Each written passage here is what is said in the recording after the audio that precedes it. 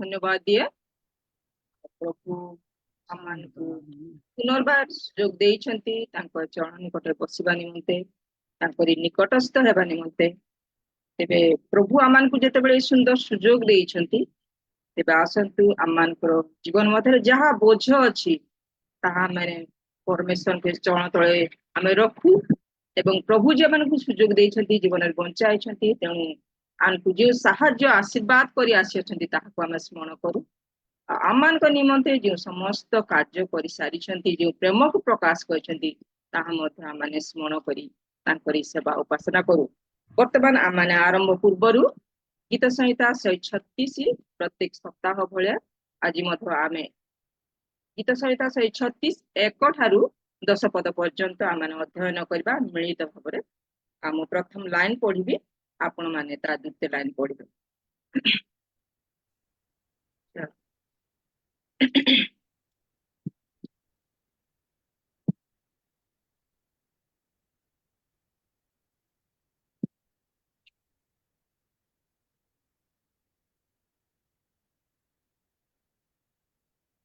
सदा प्रभुंकर धन्यवाद कर कारण से मंगलमय कारण ताहांको दया अनंत काल स्थायी देव मानक देवंकर धन्यवाद कर कारण ताहांको दया अनंत काल स्थायी प्रभु मानक प्रभुंकर धन्यवाद कर कारण ताहांको दया अनंत काल स्थायी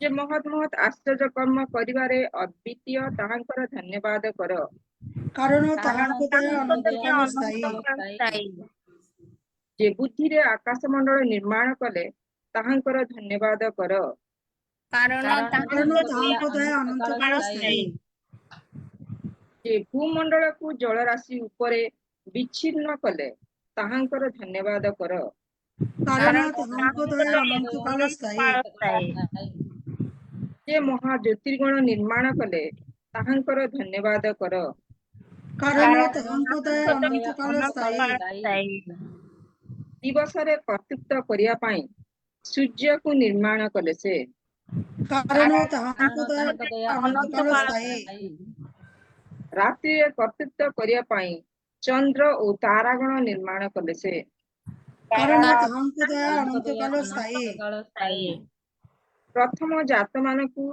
संहार करिबा द्वारा निश्चर को आघात कले से कारण ताहांको दया अनंत काल स्थायी प्रभु ये पठित वाक्य रे पुनि श्रवण रे प्रत्येक को आशीर्वाद करंतु एवं ए अध्ययन द्वारा परमेश्वर गौरव पातु वर्तमान आमाने आरंभ प्रार्थना करिबा आज उपासना को परमेश्वर हस्त रे आमाने समर्पित करिबा प्रभु तांकर दास दासी मान को व्यवहार करतु तेबे आरंभ प्रार्थना रे मु अनुरोध करिबी ए समय मध्य रे सिस्टर श्रद्धा अछंती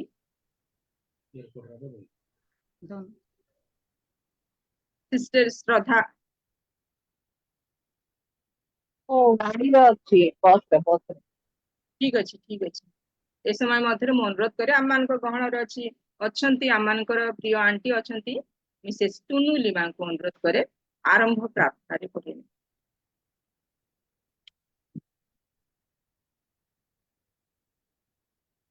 उपस्थित समस्त माँ भूमि के मुख्य ख्रीष्ट प्रेम नमस्कार नमस्कार प्रार्थना ধন্যবাদ ধন্যবাদ ধন্যবাদ প্রভু তোমাকে ধন্যবাদ দিই আজ এই সুন্দর দিনের জন্য প্রভু তুমি আর গোটে বুধবার তুমি আমাদের জীবনে জুড়ে দিলে প্রভু তার জন্য প্রচুর রূপে ধন্যবাদ দিই প্রভু ধন্যবাদ প্রভু আমরা পাপী নগণ্য প্রভু তুমি আমাদেরকে দয়া করে চলেছো প্রভু তার জন্য ধন্যবাদ দিই প্রভু সকল মহিমা প্রশংসা প্রভু তোমাকে দিই প্রভু আমাদেরকে সুস্থ সবল রাখিছে প্রভু তার জন্য প্রভু তোমায় ধন্যবাদ দিই প্রভু ও দয়াময় পিতা এত গরমে সত্ত্বেও প্রভু তুমি আমাদেরকে সুরক্ষা করে চলেছো প্রভু তার জন্য ধন্যবাদ দিই প্রভু বিশেষ করে প্রভু প্রার্থনা করি প্রভু আজ এই তোমার প্রশংসা ধন্যবাদ এতে প্রভু আমরা গুটি কয়েক প্রভু আমরা জড়ো হয়েছি প্রভু তুমি আমাদেরকে সকলকে আশীর্বাদ করে প্রভু তোমার মহিমা প্রশংসার জন্য আমরা করতে পারি তোমার বাক্য প্রচার করতে পারি প্রভু ও দয়াময় পিতা প্রভু যে ভৌনি প্রভু গীত গাইবে প্রভু তাকে তুমি দয়া করো আশীর্বাদ করো প্রভু যে ভৌনি বাইবেল রিডিং করো প্রভু তাকে তুমি দয়া করো প্রভু প্রভু যে পরিচালনা ভৌনিকে তুমি আশীর্বাদ করো প্রভু, সেই জন্য পরিচালনা করে পারে প্রভু। দয়াময় প্রভু, যে মা আজি বাক্য দেবে প্রভু, তাকে তুমি প্রচুর রূপে আশীর্বাদ করো প্রভু। সে তার মুখ সুতরা প্রভু, তোমার তোমার নিজ মুখ সুতে প্রভু বাক্য যেন আমরা শুনি পারি, এবং সেই বাক্য অনুযায়ী প্রভু আমাদের জীবনে লাগু করি পারি প্রভু। ও দয়াময় পিতা, এই গরমে প্রভু অনেক প্রভু অসুস্থ রয়েছে প্রভু, তুমি তাদেরকে দয়া করো প্রভু, সুস্থ সবল করো প্রভু। ও দয়াময় পিতা প্রভু, প্রথম থেকে শেষ পর্যন্ত তুমি আমাদের সঙ্গে সঙ্গে থাকো প্রভু। যারা জুড়ি হয়ে পারে না প্রভু, তাদেরকে দয়া করো, আশীর্বাদ প্রভু করো প্রভু। সকল মহিমা প্রশংসা প্রভু তোমাকে দিয়ে এই প্রার্থনা প্রভু যিশু তোমার নামে চাই প্রভু, আমেন। आमेन। बहुत बहुत धन्यवाद आंटी। आर मो प्रार्थना कर नहीं प्रभु आपको आशीर्वाद करतु। बहुत बहुत धन्यवाद। वर्तमान आम मैंने वर्शिप माध्यम को जीवा। परमेश्वर आम मान कौन जिनिस ही चाहती ना, केवल आमर मन आमर समस्त अंतकण तांको समर्पित करवा यह से चाहती। आम गौरव प्रशंसा चाहती। तेरे आसतु गीत द्वारा आम मैंने गौरव करवा।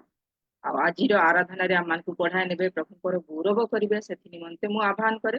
आम मानकर गहन जोड़ित होती Mrs Meena Kumari Nayak from MP. Worship रे आम प्रत्येक को पढ़े।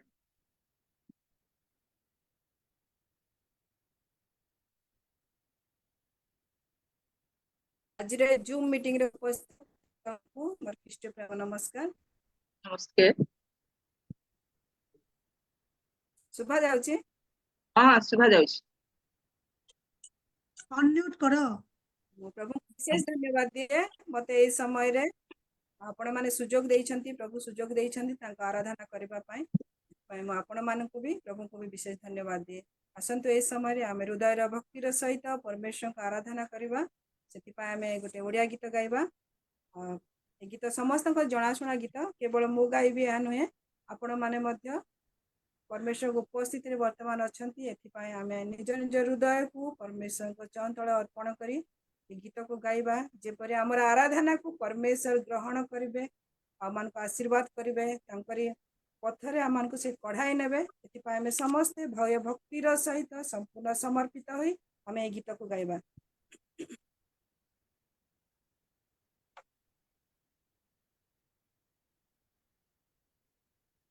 आसीछु प्रभु को तुमरी दुआरे, करिबाकु तब आराधना। आसीछु प्रभु को तुमरी दुआरे, करिबाकु तब आराधना। मनर सरागे आशार बेगे, मनर सरागे आशार बेगे, धाई तब कृषि झरणा। आसीछु प्रभु को तुमरी दुआरे, करिबाकु तब आराधना।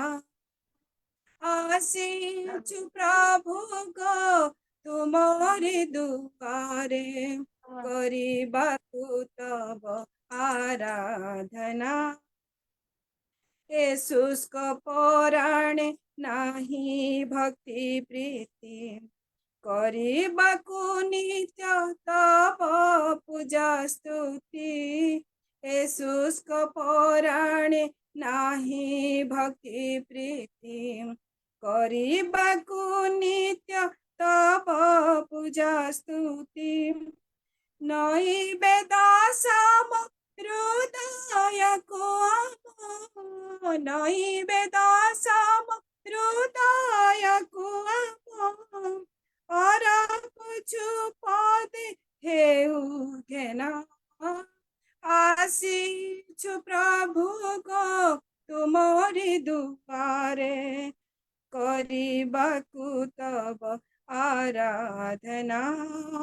आसीछु प्रभु को तुमरी दुआरे, करिबाकु तब आराधना। भांगी चूरी दियो आमरी हृदय, तब मधुमय प्रेमे भरी दियो।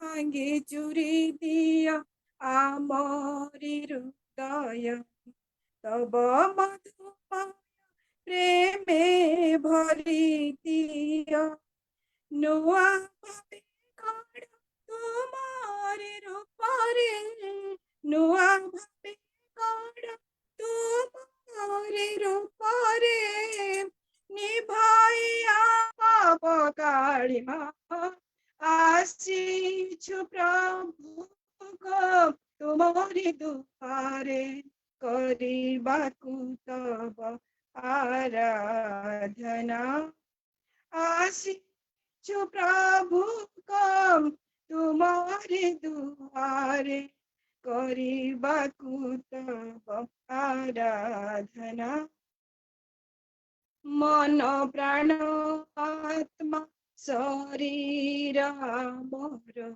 ତୁମରି ଆଶିଷ କର ଗୋ ସୁସ୍ଥିର ମନ ପ୍ରାଣ ଆତ୍ମା ଶରୀର ମୋର ତୁମରି ଆଶିଷ କର ଗୋ ସୁସ୍ଥିର ଉଦ୍ଦୀପିତ କର ସବୁରି ଅନ୍ତର ଉଦ୍ଦୀପିତ କର ସବୁରି ଅନ୍ତର ଦେଇତବ ନୂଆ ଉଦ୍ଦୀପନା ଆସିଛୁ ପ୍ରଭୁ ତୁମରି ଦୁଆରେ କରିବାକୁ ତବ ଆରାଧନା ମନର ସରଙ୍ଗୀ ଆଶାର ବେগে ମନର ସରଙ୍ଗୀ ଆଶାର ବେগে ଧ୍ୟାଇ ତବ କୃଷିୟ ଝରଣା ଆସିଛୁ ପ୍ରଭୁ ତୁମରି ଦୁଆରେ କରିବାକୁ ତବ ଆରାଧନା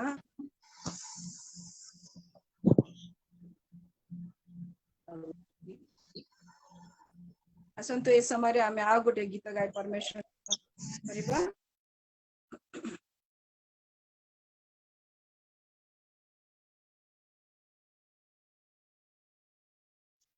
ମତେ ଭଲ ଲାଗେ ଯୀଶୁ ନାମ ସେ ମଧୁର ନାମ ସେହି ସୁଧାନ ମତେ ଭଲ ଲାଗେ ଯୀଶୁ ନାମ ସେ ମଧୁର ନାମ ସେହି ସୁଧାନ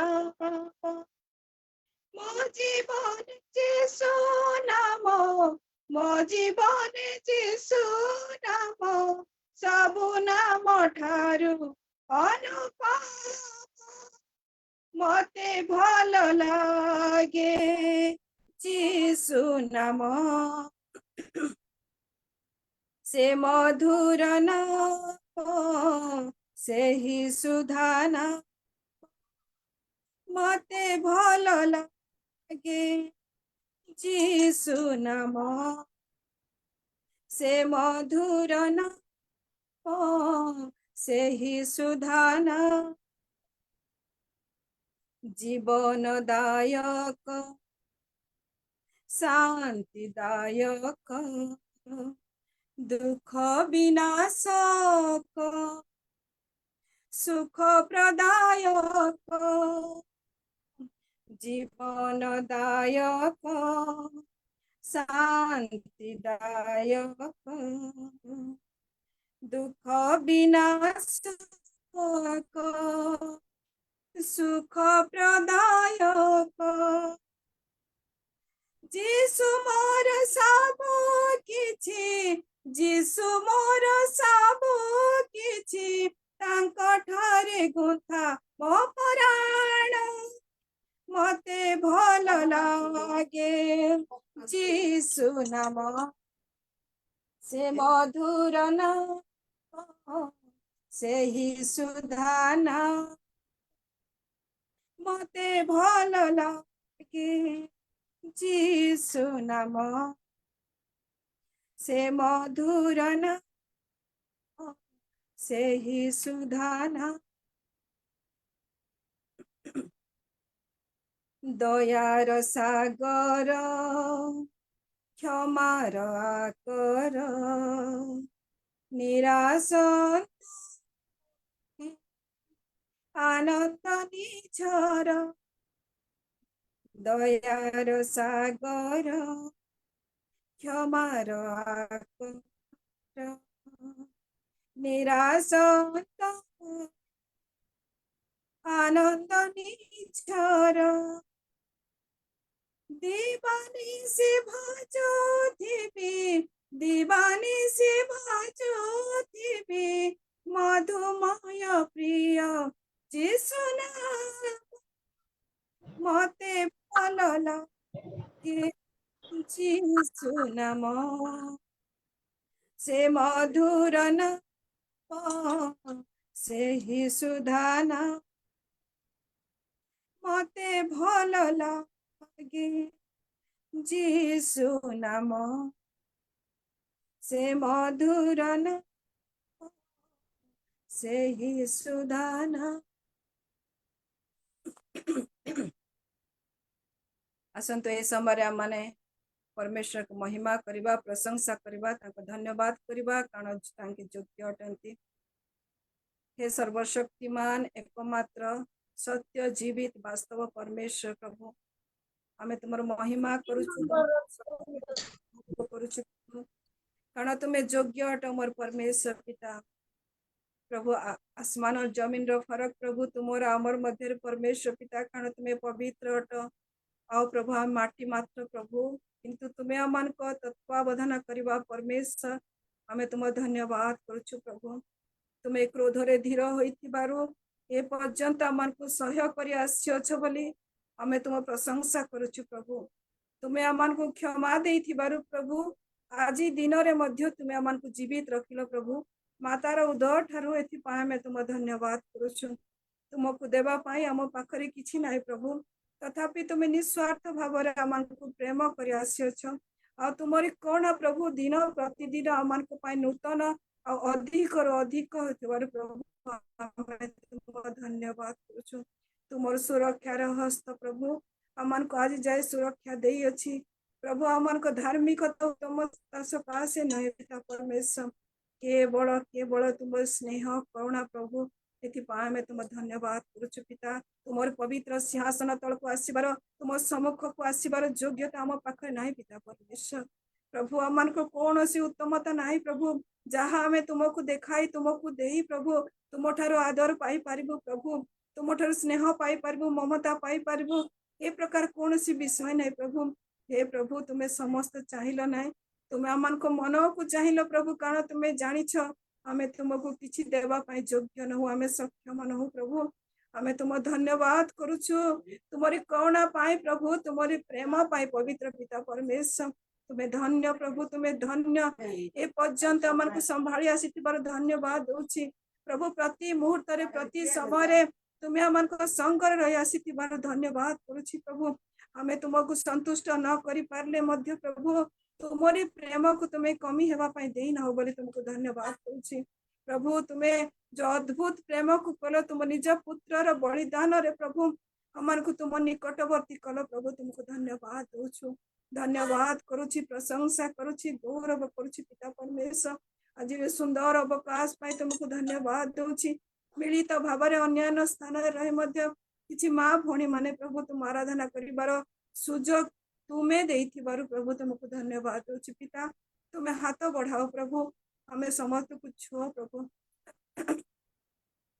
तुमर पवित्र आत्मांकर चालन आम जीवन रे दियो पिता परमेश्वर ए मंदमय जगत रे कौन सी परिस्थिति रे कौन सी मुहूर्त रे जेपरे हजी न जीवु पिता परमेश्वर हमें संपूर्ण भाव रे तुमरी चरण तले आश्रित होई प्रभु तुमको महिमा देई परिबु तुम्हें दया कर प्रभु तुमर समस्त करुणा पाई तुमको धन्यवाद पिता तुमको धन्यवाद दोछु पिता परमेश्वर प्रभु बाकी जो समय रही प्रभु तुमर उपस्थिति रे हमें बितेइबु प्रभु तुम्हें दया कर तुमर आत्मांकर उपस्थिति आम समस्त जीवन रे प्रभु तुमको भय करिबार मन दियो पिता परमेश्वर तुमको प्रेम करिबार मन दियो पिता परमेश्वर प्रभु हृदय गहराई रे प्रभु आमे जेपरि तुमको प्रेम करिबो तुमको भय करिबो तुमको प्रथम स्थान देबो प्रभु तुमको सर्वोच्च स्थान देबो प्रभु तुम्हें दया करो दया करो प्रत्येकों का आशीर्वाद करो महिमा गौरव संभ्रम केवल तुम्हें पाओ तुमको समस्त धन्यवाद प्रशंसार भेटी अर्पण कर ए प्रार्थना शीघ्र आसुथिबा मानकर मुक्तिदाता उद्धारकर्ता प्रभु जीशु को नाम रे मागिले पिता आमेन। विशेष करे समस्त को धन्यवाद दिए और विशेष प्रोग्राम कमिटी मान को धन्यवाद दिए आपण माने मते सुजोग देइथिबारो और निश्चय आपण माने जानि छंती मोर गळार समस्या रहिछि मोर गळार इन्फेक्शन सब बळे रहे और मु गीत गाई पाए नाही किंतु परमेश्वर को महिमा करबा पाए आपण माने समय देइथिबारो मु ता ग्रहण करथिली एति पाए प्रभुंकर भी महिमा हो आपण में सुजोग देइथिबारो विशेष धन्यवाद समस्त को पुनर्बार नमस्कार। बहुत बहुत धन्यवाद आपको प्रभु महान परमेश्वर तांकर से सुंदरता तांकर से महानता आ तांकर जो कार्य महान कार्य वर्णित अति अर्थपूर्ण गीत द्वारा प्रभुकर महिमा करछंती परमेश्वर गला देखंती नाही आ तांकरी जेउ वर्णित गीत द्वारा प्रभुकर गौरव करिसेंती आ विशेष करी प्रभु देइथिबा समय को प्रभुको गौरव निमंते निभेइछंती आपनको बहुत बहुत धन्यवाद। प्रभु आपन को प्रचुर भाव में व्यवहार करंतु आशीर्वाद करंतु तांको सेवा कार्य रे अधिक रु अधिक भाव में व्यवहार करंतु बहुत बहुत धन्यवाद। सुंदर वर्शिप भाव में पुणी आम मान को प्रार्थना रे मध्य पढ़ा नहीं धन्यवाद। वर्तमान रही बाइबल अध्ययन परमेश्वर से धर्मशास्त्र पवित्र वाक्य अध्ययन करके सुनाइबे ए समय मध्य आह्वान करे आम मान को गहरे जड़ित होइछंती मिसेस सुभारानी वर्धन सिस्टर तांको अनुरोध करे बाइबल अध्ययन साहाय्य करी।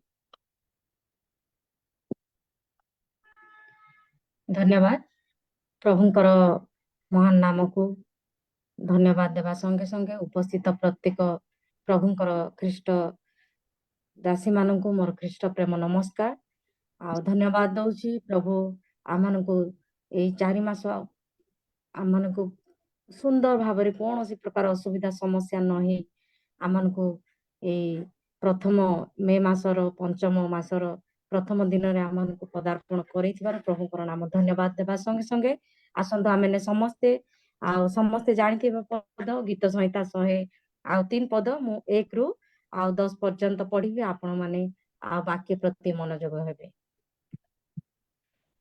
हे मोर मन सदा प्रभुकर धन्यवाद कर हे मोर अंतरस्थ समस्त ताहांक पवित्र नामर धन्यवाद कर हे मोर मन सदा प्रभुकर धन्यवाद कर ओ ताहांकर मंगल दान सबु पासर नाही से तुम्भर अधर्म सबु क्षमा करंती से तुम्भर रोग सबु सुस्थ करंती से विनाशरु तुम्भ जीवन मुक्त करंती से स्नेहपूर्ण करुणा ओ दयारूप मुकुटरे तुम्भको भूषित करंती से उत्तम वस्तु रे तुम्भर मुख तृप्त करंती तहु उत्कृष्ट पक्षी न्याय तुम्भर नूतन यौवन हुए सदा प्रभु धर्म कर्म साधन करंती और उपद्रव ग्रस्त समस्त पक्षरे सुविचार निष्पत्त करंती से मूसा को अपना पथ और इस्राएल संतान गण को अपना क्रिया सबु जणाइले सदा प्रभु स्नेहशील और कृपामय क्रोधरे धीर और अत्यंत दयालु से निरंतर धमकाइबे नहीं कि अब सदा काल अपना क्रोध रखिबे नहीं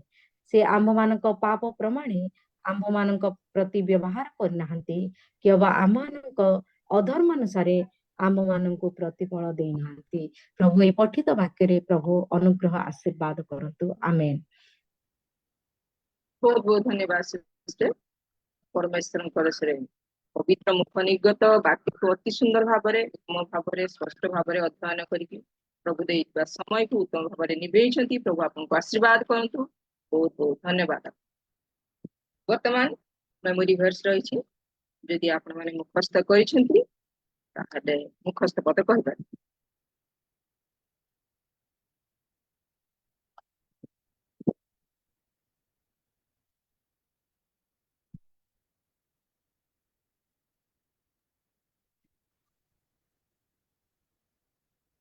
यदि मुखस्थ पद नाही ताहले वर्तमान आमे प्रश्न उत्तर कार्यक्रम को आगेइबा आ एई समय मध्यरे ताहा आगु परिचालना करिबा निमंते आह्वान करे ଆମମାନଙ୍କ ଗହଣରେ ଅଛନ୍ତି ମିସେସ୍ ସୁଶୀଳା, ତାଙ୍କୁ ମୁଁ ଅନୁରୋଧ କରେ ପ୍ରଶ୍ନ ଉତ୍ତରର କାର୍ଯ୍ୟକ୍ରମକୁ ଆଗକୁ ପରିଚାଳନା କରିବେ। ସମସ୍ତଙ୍କୁ ପ୍ରେଜ୍ ଦ ଲର୍ଡ। ପ୍ରେଜ୍ ଦ ଲର୍ଡ। ଆଜିର ପ୍ରଶ୍ନ ହେବ ଆଦି ପୁସ୍ତକ 22 ଅଧ୍ୟାୟ। ଆପଣ ମାନଙ୍କ ପାଖରେ ଯଦି ବାଇବଲ ଅଛି ଦୟାକରି ଖୋଲି ଦେଖନ୍ତୁ। ଆଦି ପୁସ୍ତକ 22 ଅଧ୍ୟାୟ।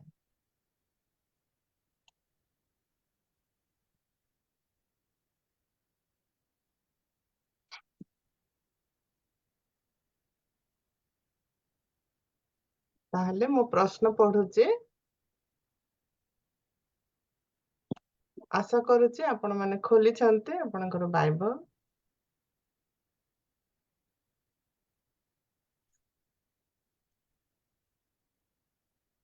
କିଛି ନାହିଁ, ଏଟା ଖାଲି ଜାଣିବା ପାଇଁ ଗୋଟେ ଛୋଟ। ଆଉ ଠିକ ଅଛି, ମୁଁ ପ୍ରଶ୍ନ ପଢୁଛି। ଏହି ସମସ୍ତ ଘଟଣା ଉତ୍ତାରେ ଅବ୍ରାହାମ ଓ ଅବିମେଲେକ ସହିତ ଏକ ଚୁକ୍ତି କରିବା ପରେ ପରମେଶ୍ୱର ତାଙ୍କ ପ୍ରତି କଣ କଲେ?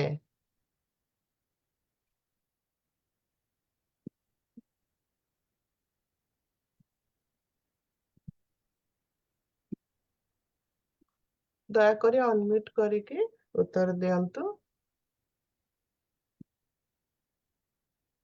ସେ 22 ପର୍ବର 2 ପଦରେ ଲେଖା ଯାଇଛି, ସେତେବେଳେ ସେ କହିଲେ, ତୁମ୍ଭେ ଏବେ ଆପଣା ପୁତ୍ରକୁ, ତୁମ୍ଭର ଅଦ୍ୱିତୀୟ ପୁତ୍ରକୁ, ଅର୍ଥାତ୍ ତୁମ୍ଭେ ଯାହାକୁ ସ୍ନେହ କର, ସେହି ଇସାକକୁ ଘେନି ମରିଆ ଦେଶକୁ ଯାଅ। ପୁଣି ଆମ୍ଭେ ସେଇ ଦେଶରେ ଯେଉଁ ପର୍ବତ କହିବା, ସେଇ ପର୍ବତ ଉପରେ ତାହାକୁ ହୋମାର୍ଥେ ବଳିଦାନ କର।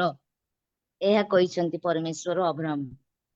ହଁ, ପରମେଶ୍ୱର ପ୍ର- ପରୀକ୍ଷା କଲେ ଅବ୍ରାହମକୁ। ହଁ, ତ ଏହା ଥିଲା ପ୍ରଥମ ପଦ, ଯାହାକି ଏହି ସମସ୍ତ ଘଟଣା ଉତ୍ତାରେ ପରମେଶ୍ୱର ଅବ୍ରାହମକୁ ପରୀକ୍ଷା କଲେ। ଆଦି ପୁସ୍ତକ 22 ଅଧ୍ୟାୟର 1 ପଦ। ଧନ୍ୟବାଦ ସିଷ୍ଟର। ଦ୍ୱିତୀୟ ପ୍ରଶ୍ନ ହଉଛି, ପରମେଶ୍ୱର ଅବ୍ରାହମକୁ ତାଙ୍କ ସହିତ ମୋରିଆ ଦେଶକୁ କାହାକୁ ସଙ୍ଗରେ ନେଇ ଯିବାକୁ କହିଥିଲେ? ଇସାକ, ତାଙ୍କ ପୁତ୍ର ଇସାକଙ୍କୁ। ତାଙ୍କୁ ସାଙ୍ଗରେ ନେବାକୁ କହିଛି। ଧନ୍ୟବାଦ, ଧନ୍ୟବାଦ। ଯାହାକି ଆପଣ ମାନେ ଦେଖିବେ ଯେ ଆଦି ପୁସ୍ତକ 22 ଅଧ୍ୟାୟ 2ର କ ଅଂଶ। ଆଉ ଗୋଟେ ପ୍ରଶ୍ନ ଅଛି, ମୋରିଆ ଦେଶରେ ଥିବା ଏକ ପର୍ବତ ଉପରେ ଅବ୍ରାହମ କଣ କରିବେ?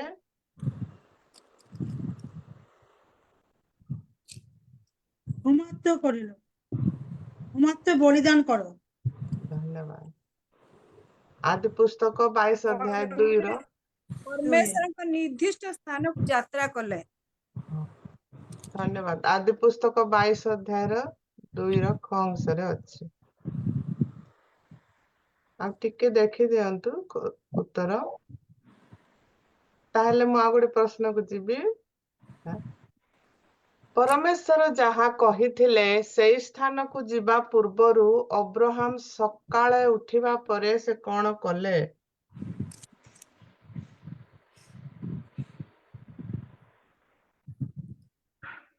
କହିଲେ ଅବ୍ରାମ ପ୍ରଭାତରେ ଉଠି ଗଧ ସଜାଇ 2 ଜଣ ଦାସ ଓ ଆପଣା ପୁତ୍ର ଇସାହାକୁ ସଙ୍ଗରେ ନେଇ ଆଉ ହୋମ ନିମନ୍ତେ କାଠ କାଟି ପରମେଶ୍ୱରଙ୍କ ନିର୍ଦ୍ଦିଷ୍ଟ ସ୍ଥାନକୁ ଯାତ୍ରା କଲେ। ଧନ୍ୟବାଦ। ତାକି ଆପଣ ମାନେ ଦେଖିବେ ଆଦି ପୁସ୍ତକ 22 ଅଧ୍ୟାୟର 3 ପଦରେ। ତାହେଲେ ଆଉ ଗୋଟେ ପ୍ରଶ୍ନ, ଅବ୍ରାହମ କେବେ ସେଇ ସ୍ଥାନକୁ ଦେଖିଲେ ଯେଉଁଠାରେ ସେ ଇସାହାକଙ୍କୁ ଉତ୍ସର୍ଗ କରିବେ? 3 ଦିନ ପରେ। ତୃତୀୟ ଦିନରେ। ଧନ୍ୟବାଦ, ତୃତୀୟ ଦିନ। তৃতীয় দিবসে। ଧନ୍ୟବାଦ। ଆଦି ପୁସ୍ତକ 22 ଅଧ୍ୟାୟର 4 ପଦରେ ଅଛି ତାହାର ଉତ୍ତର। ଆଉ ଗୋଟେ ପ୍ରଶ୍ନ ଅଛି, ଅବ୍ରାହମ ତାଙ୍କର ଦାସ ମାନଙ୍କୁ କଣ କହିଲେ ଯେତେବେଳେ ସେ ଇସାହାକଙ୍କୁ ଉତ୍ସର୍ଗ କରିବାକୁ ଯାଉଥିଲେ? ବାଳକ ଦୁହେଁ ସେ ସ୍ଥାନକୁ ଯାଇ ଆରାଧନା କରି ପଛେ ତୁମମାନଙ୍କ ନିକଟକୁ ଫେରି ଆସିବା ବୋଲି କହିଲେ। 5 ପର୍ବରେ ଲେଖା ଅଛି। ରାଇଟ। ଆଦି ପୁସ୍ତକ 22 ଅଧ୍ୟାୟର 5 ପଦରେ। ଧନ୍ୟବାଦ ସିଷ୍ଟର।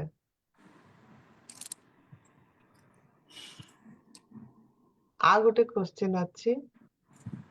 ଇସାହାକ ତାଙ୍କ ପିତା ଅବ୍ରାହମକୁ କଣ ପଚାରିଲେ ଯେତେବେଳେ ସେ ଦୁହେଁ ଏକତ୍ର ହୋମ ବଳିର କାଠ ନେଇ ଯାଉଥିଲେ? ଅଗ୍ନି ଆଉ କାଷ୍ଠ ଅଛି ମାତ୍ର ହୋମ ନିମନ୍ତେ ମେଣ୍ଢା ଛୁଆ କାହିଁ? ଧନ୍ୟବାଦ ସିଷ୍ଟର। ଆଦି ପୁସ୍ତକ 22 ଅଧ୍ୟାୟର 7 ପଦରେ ଅଛି। ଆଉ ଗୋଟେ ପ୍ରଶ୍ନ ଅଛି। ଅବ୍ରାହମ ସେଇ ସ୍ଥାନର ନାମ କଣ ଡାକିଲେ ଯେଉଁଠାରେ ସେ ଇସାହାକଙ୍କୁ ବଳି ଦେବାକୁ ଆସିଥିଲେ? ଜିହୋବା ଜିରି। ଧନ୍ୟବାଦ ସିଷ୍ଟର। ସେଟାଇବା ପରମେଶ୍ୱର।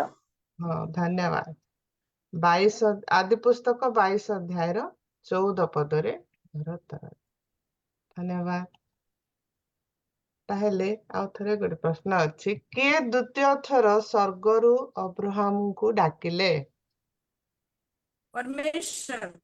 ପରମେଶ୍ୱର। କିଏ? ସଦାପ୍ରଭୁଙ୍କ ଦୂତ। ଧନ୍ୟବାଦ। ତାହା ହଉଛି ଆଦି ପୁସ୍ତକ 22 ଅଧ୍ୟାୟର 7 ପଦ। 7 ପଦରେ ଅଛି ନା?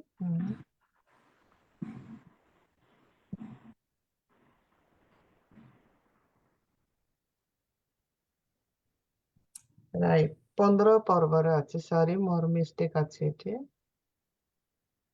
ତାହେଲେ କେହି ଜଣେ ପଢି ଦିଅନ୍ତୁ ଯଦି ଦେଖି ପାରୁଛନ୍ତି ସ୍କ୍ରିନ। ଆଦି ପୁସ୍ତକ 22 ଅଧ୍ୟାୟ 17, 18 ଏବଂ 19 ପଦ। ତୁମ୍ଭର ଏହି କର୍ମ ସକାଶୁ ଆମ୍ଭେ ଆପଣା ନାମରେ ଶପଥ କରି କହୁଅଛୁ, ଆମ୍ଭେ ତୁମକୁ ଅବଶ୍ୟ ଆଶୀର୍ବାଦ କରି ଆକାଶସ୍ଥ ତାରାଗଣ ଓ ସମୁଦ୍ରର ବାଲି ପରି ତୁମ୍ଭର ବଂଶ ଅତିଶୟ ବୃଦ୍ଧି କରିବା। ତୁମର ବଂଶ ଶତ୍ରୁଗଣର ନଗର ଦ୍ୱାର ଅଧିକାର କରିବେ।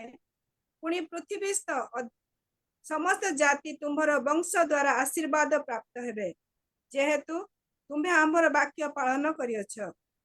ଏଥିଉତ୍ତରେ ଅବ୍ରାହମ ସେଇ ଦାସମାନଙ୍କ ନିକଟକୁ ଫେରିଗଲେ, ଆଉ ସେମାନେ ଉଠି ଏକତ୍ର ବେର୍ଷେବାକୁ ଗଲେ ଓ ଅବ୍ରାହମ ବେର୍ଷେବାରେ ବାସ କଲେ।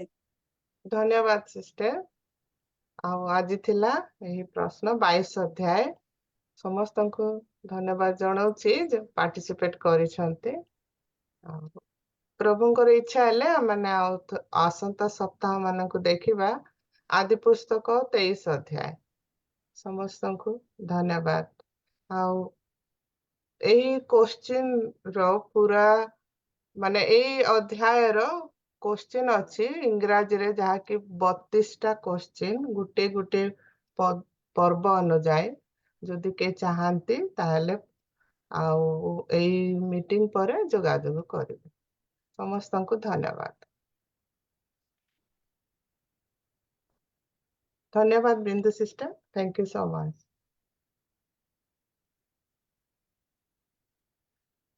ବହୁତ ବହୁତ ଧନ୍ୟବାଦ ଆପଣଙ୍କୁ। ଆଉ ଅତି ସୁନ୍ଦର ଭାବରେ ପ୍ରଶ୍ନ ଉତ୍ତର କାର୍ଯ୍ୟକ୍ରମକୁ ଉତ୍ତମ ଭାବରେ ଆଗେଇକି ନେଇଛନ୍ତି। ଆଉ ପ୍ରତ୍ୟେକଙ୍କୁ ଯେଉଁମାନେ ପାର୍ଟିସିପେଟ ହେଇଛନ୍ତି ପ୍ରତ୍ୟେକଙ୍କୁ ମଧ୍ୟ ଆଉ ଧନ୍ୟବାଦ ଦିଏ। ଅତି ଉତ୍ସାହର ସହିତ ଆଉ ଅତି ଶିକ୍ଷଣୀୟ ଭାବରେ ସୁନ୍ଦର ଭାବରେ ସମସ୍ତେ ବ୍ୟବହାର ଦେଇଛନ୍ତି, ସମସ୍ତେ ଶିଖିବାକୁ ବି ପାରିଛନ୍ତି। ଆପଣମାନଙ୍କୁ ବହୁତ ବହୁତ ଧନ୍ୟବାଦ। ଆଗକୁ ପରିଚାଳନା କରିକି ନେଇଥିବାରୁ ମିସେସ ସୁଶୀଳାଙ୍କୁ ମଧ୍ୟ ବହୁତ ବହୁତ ଧନ୍ୟବାଦ ଦିଏ। ପରିଶ୍ରମ ପ୍ରଭୁ ଆଶୀର୍ବାଦ କରନ୍ତୁ ଆପଣଙ୍କୁ, ଏଇପରି ସେବା କାର୍ଯ୍ୟରେ ଅଦ୍ଭୁତ ଭାବରେ ବ୍ୟବହାର କରନ୍ତୁ। Thank you so much. ବର୍ତ୍ତମାନ ରହିଛି ଟେଷ୍ଟିମନି। ଯଦି ଆପଣମାନେ ପ୍ରଭୁଙ୍କ ଠାରୁ ଆଶୀଷ ପାଇଛନ୍ତି ତାହେଲେ ପ୍ରଭୁଙ୍କ ଗୌରବ ନିମନ୍ତେ ଆପଣମାନେ ସାକ୍ଷ୍ୟ ଦେଇପାରିବେ।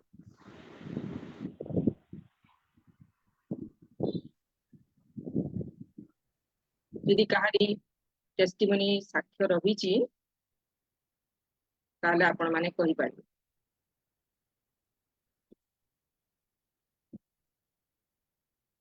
ଯଦି ନାହିଁ ଠିକ ଅଛି। ପ୍ରଭୁ ଆମମାନଙ୍କୁ ଜୀବନରେ ରଖିଛନ୍ତି ଆଉ ଏ ସୁନ୍ଦର ସମୟ ଦେଇଛନ୍ତି। ଆଉ ଏଇ ସମୟ ମାନଙ୍କରେ ବିଭିନ୍ନ ଲୋକ ବିଭିନ୍ନ କାର୍ଯ୍ୟରେ ଲିପ୍ତ ଥିବେ। ପ୍ରଭୁ ଆମମାନଙ୍କୁ ଏ ସୁନ୍ଦର ସମୟ ଦେଇଛନ୍ତି ତାଙ୍କରି ଚରଣ ତଳେ ବସି ଜୀବିତ ପରମେଶ୍ୱରଙ୍କ ସେବା ଉପାସନା କରିବା ପାଇଁ। ତେଣୁ ପ୍ରଭୁଙ୍କ ନାମ ଧନ୍ୟବାଦ ହେଉ ଆଉ ସେ ଗୌରବ ପାଆନ୍ତୁ। ବର୍ତ୍ତମାନ ଆମେ କେତେ ଗୁଡିଏ ବିଷୟ ନେଇ ପ୍ରାର୍ଥନା କରିବା। ଆଉ ଏ ସମୟ ମଧ୍ୟରେ ମୁଁ ଅନୁରୋଧ କରିବି ପ୍ରାର୍ଥନା କରିବା ନିମନ୍ତେ ଆମମାନଙ୍କ ଗହଣରେ ଅଛନ୍ତି ମିସେସ୍ ସୁଚିତା ସାଗରଙ୍କୁ ଅନୁରୋଧ କରେ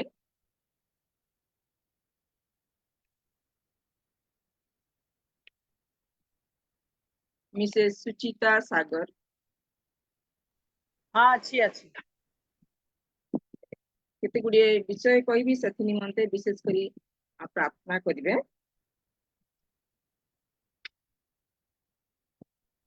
ବିଶେଷ କରି ଅସୁସ୍ଥ ଲୋକମାନଙ୍କ ନିମନ୍ତେ ଆମମାନେ ପ୍ରାର୍ଥନା କରିବା, ଯେଉଁମାନେ ଏଇ ଦିନ ମାନଙ୍କରେ ବିଭିନ୍ନ ରୋଗରେ ଚିକିତ୍ସିତ ହଉଛନ୍ତି ମେଡିକାଲ ମାନଙ୍କରେ, ଘର ମାନଙ୍କରେ। ଆଉ ପ୍ରଭୁ ସେମାନଙ୍କୁ ସୁସ୍ଥ ପ୍ରଦାନ କରନ୍ତୁ, ପ୍ରଭୁ ସେମାନଙ୍କୁ ସାହାଯ୍ୟ କରନ୍ତୁ, ଆଉ ସେମାନେ ଯେପରିକି ସୁସ୍ଥତା ପାଇବେ ଆଉ ପରମେଶ୍ୱରଙ୍କୁ ଗୌରବ କରିବେ ସେଥି ନିମନ୍ତେ ପ୍ରାର୍ଥନା କରିବା। ବିଶେଷ କରି ପ୍ରାର୍ଥନା କରିବା ଆମମାନଙ୍କ ଶୋଭା ସିଷ୍ଟର ସେ ପୋଷ୍ଟ କରିଥିଲେ ଆମଙ୍କର ଜୁମ୍ ର ଗ୍ରୁପ ରେ। ଭାଇ ହଉଛନ୍ତି ସେ ୱାର୍ଲଡ ଭିଜନ ରେ କାମ କରୁଥିଲେ, ତାଙ୍କ ନାମ ହଉଛି ରାମ ଦୟାଲ କୁମାର। ଆଉ ତାଙ୍କର ଯୋଉ କ୍ୟାନ୍ସରରେ ସେ ଜଡିତ ଅଛନ୍ତି, କଷ୍ଟ ପାଉଛନ୍ତି। ଆଉ ବିଶେଷ କରି ଆମମାନେ ବୋଝର ସହିତ ସେ ଭାଇଙ୍କ ନିମନ୍ତେ, ପରିବାର ନିମନ୍ତେ, ପୁଣି ତାଙ୍କରି ଛୁଆ ମାନଙ୍କ ନିମନ୍ତେ ଆମମାନେ ପ୍ରାର୍ଥନା କରିବା। ପ୍ରଭୁ ସେ ପ୍ରାର୍ଥନା ଶୁଣିବେ, ଭାଇଙ୍କୁ ସୁସ୍ଥ କରିବେ, ସେଥି ନିମନ୍ତେ ସେ ଭାଇଙ୍କ ନିମନ୍ତେ ପ୍ରାର୍ଥନା କରିବା। ପୁଣି ଆଉ ଗୋଟେ ବିଷୟ ରହିଛି, ଆମମାନଙ୍କର ଛବି ମାଉସୀ ତାଙ୍କ ଜ୍ୱାଇଁଙ୍କର ଯୋଉ ଅପରେସନ ହେଇଛନ୍ତି, ସିଏ ତାଙ୍କର ଷ୍ଟୋନ ହେଇଥିଲା, ସେ ଅପରେସନ ହେଇଛନ୍ତି, ତାଙ୍କର ମଧ୍ୟ ସମ୍ପୂର୍ଣ୍ଣ ସୁସ୍ଥତା ପାଇଁ ପ୍ରାର୍ଥନା କରିବା। ଏଇ ତିନି ଗୋଟି ବିଷୟ ପ୍ରାର୍ଥନାରେ କଢାଇ ନେବେ। ପୁଣି ଏଇ ଦିନ ମାନଙ୍କରେ ଯେଉଁ ଖରା ଅଧିକରୁ ଅଧିକ ଭାବରେ ବଢି ଚାଲିଛି, ପ୍ରତ୍ୟେକଙ୍କର ସୁରକ୍ଷା ନିମନ୍ତେ ମଧ୍ୟ ପ୍ରାର୍ଥନା କରିବେ। ଏଇ କେତେ ଗୁଡିଏ ବିଷୟ କହିଲି, ସେଥି ନିମନ୍ତେ ଆପଣ ପ୍ରାର୍ଥନାରେ ପଢାଇବେ। ପ୍ରଭୁଙ୍କ ନାମ ଧନ୍ୟବାଦ ହୋ। ଉପସ୍ଥିତ ପ୍ରତ୍ୟେକଙ୍କୁ ନମସ୍କାର। ଆସନ୍ତୁ ଆମେ ପ୍ରାର୍ଥନା କରିବା। ଆମମାନଙ୍କର ପ୍ରାର୍ଥନା ଶ୍ରବଣକାରୀ ସ୍ୱର୍ଗସ୍ଥ ପିତା, ତୁମ ସେ ପବିତ୍ର ମହାନାମର ଧନ୍ୟବାଦ ଧନ୍ୟବାଦ ଧନ୍ୟବାଦ ହୋ ପ୍ରଭୁ। କାରଣ ତୁମେ ଯିଏ ଅଛ ସେ ଅଛ ଶୂନ୍ୟାଧିପତି ସଦା ପ୍ରଭୁ, ବୀର ଗଣରେ ସଦା ପ୍ରଭୁ, ଆମମାନଙ୍କର ପରମେଶ୍ୱର, ଆମମାନଙ୍କର ବନ୍ଧୁ, ଆମମାନଙ୍କ ସହାୟକାରୀ ଯୋଗାଇବା ପରମେଶ୍ୱର। ପ୍ରଭୁ ମୁଖ୍ୟତଃ ଆମମାନଙ୍କର ସୁସ୍ଥକାରୀ ପରମେଶ୍ୱର ପ୍ରଭୁ ଜିହ୍ବା ରଖା ବୋଲି ତୁମକୁ ଧନ୍ୟବାଦ ଦଉଛୁ। ତୁମର ସେଇ ନାମ ସକାଶେ ଆଜି ତୁମକୁ ଡାକୁଛୁ, ସ୍ମରଣ କରୁଛୁ ରାଜା। ତୁମେ ଆଶୀର୍ବାଦ କରିଛ, ଅନୁଗ୍ରହ କରିଛ। ଏତେବେଳେ ଅପରାହ୍ନ ସମୟରେ ଜୁମ୍ ଦ୍ଵାରା ଆମେ ଯେତେ ଏକଯୋଡ଼ି ହେଇଛୁ ପ୍ରଭୁ, ଗୀତ ଦ୍ଵାରା, ଶାସ୍ତ୍ର ପାଠ ଦ୍ଵାରା ତୁମକୁ ଧନ୍ୟବାଦ ଦଉ ଦଉ ଆଉ ଅନ୍ୟାନ୍ୟ ବିଷୟ କରୁ କରୁ ତୁମ ଚରଣ ତଳକୁ ଆଣିଛୁ କେତେକ ଗୁହାରି ନେଇ ପ୍ରଭୁ, ପ୍ରାର୍ଥନାର ନିବେଦନ ନେଇ ପ୍ରଭୁ। ଆମେ ବିଶ୍ୱାସ ରଖିଛୁ ତୁମଠାରେ, ଆମର ସମ୍ପୂର୍ଣ୍ଣ ଭରସା ଅଛି ପ୍ରଭୁ। ଆମେ ବିଶ୍ୱାସ ସହିତ ମାଗୁଛୁ ପରମେଶ୍ୱର, ତୁମେ କହିଛ ଅସୁସ୍ଥ ଲୋକମାନଙ୍କ ନିମନ୍ତେ ପ୍ରାର୍ଥନା କର। ହଁ ପ୍ରଭୁ, ପ୍ରାଚୀନ ମାନେ ହସ୍ତାର୍ପଣ କରି ପ୍ରାର୍ଥନା କରିବେ ଆଉ ସେମାନେ ସୁସ୍ଥତା ପାଇବେ ବୋଲି ତୁମର ବାକ୍ୟ ପ୍ରମାଣ ଦିଏ ପ୍ରଭୁ। ପିତାକୁ ତୁମେ ବାକ୍ୟ ପଠାଇ ସୁସ୍ଥ କରିବା ପରମେଶ୍ୱର। ଏଇ ଦିନ ମାନଙ୍କରେ ପ୍ରଭୁ ଆମେ ଶୁଣିଛୁ ପ୍ରଭୁ, ଶୁଣୁଛୁ ପ୍ରଭୁ, ଆମମାନଙ୍କ ପରିବେଶ ମଧ୍ୟରେ, ଚାରି ଚତୁର୍ଦିଗ ମଧ୍ୟରେ ଅନେକ ଅସୁସ୍ଥ ପୀଡ଼ିତ ଅବସ୍ଥାରେ ରହିଛନ୍ତି ପରମେଶ୍ୱର, ଅନେକ ଶଯ୍ୟାଶାୟୀ ଅଛନ୍ତି ରାଜା। ଆଜି ସୁସ୍ଥତା ଭାବରେ ଦେଖିଥିବୁ, ଆସନ୍ତା ଦିନ ଆସନ୍ତା ସମୟ ସେ ଅସୁସ୍ଥ ଅଛି, ପୀଡ଼ିତ ଅବସ୍ଥାରେ ଅଛି ବୋଲି ପ୍ରଭୁ ଗୋ, ଶରୀରକୁ ଶୈତାନ ଯୋଉ ବାଧା ଦେବା ନିମନ୍ତେ ରୋଗ ଆଣି ଦେଇଥାଏ, ବେମାର ଆଣି ଦେଇଥାଏ ପ୍ରଭୁ, କିନ୍ତୁ ତୁମେ ପ୍ରଭୁ ଛୁଇଁ ସୁସ୍ଥ କରିବା ପରମେଶ୍ୱର, ସ୍ପର୍ଶ କରି ତୁମେ ଉଠାଇ ନେବା ପରମେଶ୍ୱର ପ୍ରଭୁ। ତୁମଠାରେ ବିଶ୍ୱାସ ରଖି ପ୍ରାର୍ଥନା କରୁଛି, ସୁସ୍ଥକାରୀ ନାମ ସକାଶେ ପ୍ରାର୍ଥନା କରୁଛି ପ୍ରଭୁ। ବିଶେଷ କରି ପ୍ରଭୁ ଶୋଭା ଭଉଣୀ ଯୋଉ ବିଷୟ ନେଇ କହିଛନ୍ତି, ଅନୁରୋଧ ରଖିଛନ୍ତି, ତାଙ୍କର ବିଶ୍ୱାସ ଅନୁସାରେ, ଦୃଢତା ଅନୁସାରେ ପ୍ରଭୁ ଆଜି ସେ ଭାଇଙ୍କୁ ତୁମ ଚରଣ ତଳକୁ ଆଣୁଛି। ହଁ ପ୍ରଭୁ, ରାମ ଭାଇଙ୍କ ଶରୀର କଣ ହେଇଛି, କ୍ୟାନ୍ସର ବୋଲି ଆମେ ଶୁଣୁଛୁ ପ୍ରଭୁ, ଭୟଙ୍କର ପ୍ରଭୁ ପୀଡାରେ ସେ ଅଛନ୍ତି। ତୁମେ ତାଙ୍କ ଶଯ୍ୟା ପରିବର୍ତ୍ତନ କରିବା ପରମେଶ୍ୱର, ତୁମେ ତାଙ୍କୁ ହସ୍ତ ଧରି ଉଠାଇବା ପରମେଶ୍ୱର ପ୍ରଭୁ। ଜାଣୁନା ସେ କେଉଁ ଅବସ୍ଥାରେ, କେଉଁ ବାଧା ବିଘ୍ନରେ ରହିଛନ୍ତି ଆମେ ଜାଣୁନା ପ୍ରଭୁ, ଯୀଶୁ ନାମରେ ଆମେ ସେଇ ରୋଗକୁ ଅଗ୍ରାହ୍ୟ କରୁଛୁ ପରମେଶ୍ୱର। ତୁମେ ସୁସ୍ଥତା ଦିଅ, ତୁମେ ସୁସ୍ଥତା ଦିଅ। ତାଙ୍କ ପାଇଁ ଚିନ୍ତିତ, ତାଙ୍କ ସ୍ତ୍ରୀ, ତାଙ୍କ ପିଲା, ପରିବାର ବ୍ୟତିବ୍ୟସ୍ତ ହଁ ପ୍ରଭୁ ନିରାଶ ହତାଶ ହେଇଯାଉଥିବେ, ଅର୍ଥର ଆବଶ୍ୟକତା ରହିଛି, ତୁମେ ଅର୍ଥ ହିଁ ଯୋଗାଇବା ପରମେଶ୍ୱର ପ୍ରଭୁ। ତାକୁ ଆମେ ବ୍ୟସ୍ତତା ଭାବରେ ଜାଗତିକ ବିଷୟ ନେଇ ପ୍ରଭୁ ଚିନ୍ତିତ ହେଇ ଡାକ୍ତର ବୈଦ୍ୟ ପାଖକୁ ଆମେ ଧାଇଁ ଥାଉ, କିନ୍ତୁ ତୁମେ ଯେ ପରମ ବୈଦ୍ୟ ପରମେଶ୍ୱର, ଏ ବିଶ୍ୱାସ ଆମମାନଙ୍କ ମଧ୍ୟରେ ତୁମେ ରଖ, ଏ ବିଶ୍ୱାସ ଆମମାନଙ୍କ ମଧ୍ୟରେ ତୁମେ ଦିଅ। ଆମେ ଜାଣିବା ବୁଝିବା ଆଉ ପ୍ରଥମେ ତୁମ ଚରଣ ତଳକୁ ନେବା ସେ ଅସୁସ୍ଥ, ହଁ ପ୍ରଭୁ ପୀଡ଼ିତ ଲୋକମାନଙ୍କୁ ତୁମେ ଛୁଇଁ ସ୍ପର୍ଶ କରିବା ପରମେଶ୍ୱର। ସମୟରେ ପ୍ରଭୁ ତୁମେ ପ୍ରତ୍ୟେକଙ୍କୁ ସୁସ୍ଥତା ଦେଇ ଆସୁଛ, ତୁମେ ଆଜି ମଧ୍ୟ ଚିରକାଳ ସେଇ ସୁସ୍ଥକାରୀ ଶକ୍ତିଯୁକ୍ତ ପରମେଶ୍ୱର। ପ୍ରାର୍ଥନା କରୁଛି ଛବି ଭଉଣୀର ଜୟ ନିମନ୍ତେ, ପ୍ରଭୁଙ୍କ ଯୋଉ ବିଷୟ ନେଇ ସେ ଅସ୍ତ୍ରୋପଚାର ହେଇଛନ୍ତି, ତାଙ୍କୁ ତୁମେ ସୁସ୍ଥତା ପ୍ରଦାନ କର, ବଳ ଶକ୍ତି ତୁମେ ଦିଅ, ସମ୍ପୂର୍ଣ୍ଣ ଆରୋଗ୍ୟତା ପ୍ରଦାନ କର ପ୍ରଭୁ। ତାଙ୍କ ନିମନ୍ତେ ମଧ୍ୟ ପରିବାର ଚିନ୍ତିତ ଥିବେ ପ୍ରଭୁ, ପ୍ରତ୍ୟେକଙ୍କର ପ୍ରାର୍ଥନା ପ୍ରତ୍ୟେକଙ୍କର ନିବେଦନ ତୁମେ ଗ୍ରହଣ କର। ଯେଉଁମାନଙ୍କ ପରିବାର ମାନଙ୍କର ଅସୁସ୍ଥ ପୀଡ଼ିତ ବ୍ୟକ୍ତି ଅଛନ୍ତି, ସେମାନେ ନିରାଶରେ ଭାଙ୍ଗି ପଡନ୍ତି, ପିତା ଆଗ ସେମାନଙ୍କ ଜୀବନରେ ଆଶା ଭରି ଦିଅ, ସେମାନଙ୍କ ଜୀବନରେ ଶକ୍ତିଯୁକ୍ତର ବିଶ୍ୱାସ ତୁମେ ଦିଅ ପ୍ରଭୁ। ସେ ବିଶ୍ୱାସ ଅନୁସାରେ ସେମାନେ ନିତ୍ୟ ନିତ୍ୟ ପ୍ରାର୍ଥନା କରିବେ ଆଉ ତୁମ ଚରଣ ତଳକୁ ଆସିବେ, ତୁମ ନିକଟବର୍ତ୍ତୀ ହେବେ ପ୍ରଭୁ। ତୁମେ ଦୟା କର, ତୁମେ ଦୟା କର, ତୁମେ ଦୟା କର। ପିତା ମୁଁ ବର୍ତ୍ତମାନ ପ୍ରାର୍ଥନା କରୁଛି, ବିଶ୍ୱାସ କରୁଛି ତୁମେ ବର୍ତ୍ତମାନ ସେଇମାନଙ୍କ ନିକଟବର୍ତ୍ତୀ ହେଇଛ ଆଉ ସେ ସ୍ଥାନରେ ଅଛ ଆଉ ତୁମେ ଛୁଁଛ ବୋଲି ମୁଁ ବିଶ୍ୱାସ କରୁଛି। ଏହିପରି ପ୍ରତ୍ୟେକଙ୍କୁ ଆଶୀର୍ବାଦ କର। ଆଗାମୀ ଦିନ ମାନଙ୍କରେ ପ୍ରଭୁ ଯେଉଁମାନେ ଅସୁସ୍ଥ ଥିବେ ସେମାନଙ୍କୁ ମଧ୍ୟ ଛୁଇଁ ତୁମେ ସୁସ୍ଥତା ପ୍ରଦାନ କର ପ୍ରଭୁ। ଗତ ଦିନ ମାନଙ୍କରେ ଆମର ଗ୍ରାମରେ ଦୁଃଖର ଶୋକାକୁଳ କାର୍ଯ୍ୟ ସବୁ ଘଟି ଯାଇଛି, ସେ ପରିବାର ମାନଙ୍କୁ ତୁମେ ଶାନ୍ତି ସାନ୍ତ୍ୱନା ପ୍ରଦାନ କରି ସେମାନଙ୍କୁ ସହାୟ କରି ଈଶ୍ୱର ତୁମେ ହୁଅ, ନିକଟବର୍ତ୍ତୀ ପରମେଶ୍ୱର ତୁମେ ହୁଅ ଆଉ ତୁମେ ସ୍ୱର୍ଗୀୟ ଶାନ୍ତି ପ୍ରଦାନ କର, ଆଶୀର୍ବାଦ କର, ଦୟା କର। ତୁମେ ଯୋଉ ତୁମ ସ୍ୱାସ୍ଥ୍ୟ ଶରୀର ଆମମାନଙ୍କୁ ଦେଇଛ, ଏଇ ଶରୀର ତୁମ ନିମନ୍ତେ ଆମେ ଯେପରି ବ୍ୟବହାର ହେଇପାରିବୁ, ବଞ୍ଚିବୁ, ତୁମର ଗୌରବର କାରଣ ହେବ, ତୁମେ ସେହିପରି ଆଶୀର୍ବାଦ କର। ଧନ୍ୟବାଦ ଏଇ ସମସ୍ତ ପ୍ରାର୍ଥନା ତୁମ ଚରଣ ତଳେ ଦେଇ ତୁମର ପ୍ରିୟ ପୁତ୍ର ଯୀଶୁଙ୍କ ନାମରେ ଏ ପ୍ରାର୍ଥନା ସର୍ବଦା।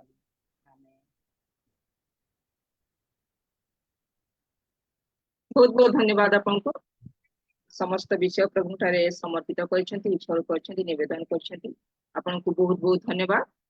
ଦୁଃଖିତ ପରିବାର ନିମନ୍ତେ ମଧ୍ୟ ପ୍ରାର୍ଥନା କରିଛନ୍ତି, ଆପଣଙ୍କୁ ବହୁତ ବହୁତ ଧନ୍ୟବାଦ। ପ୍ରଭୁ ଆପଣଙ୍କୁ ଆଶୀର୍ବାଦ କରନ୍ତୁ। ବର୍ତ୍ତମାନ ଆଉ ଗୋଟାଏ ବିଷୟ ନେଇ ଆମେ ପ୍ରାର୍ଥନା କରିବା। ଆମମାନଙ୍କ ଗହଣରେ ଅଛନ୍ତି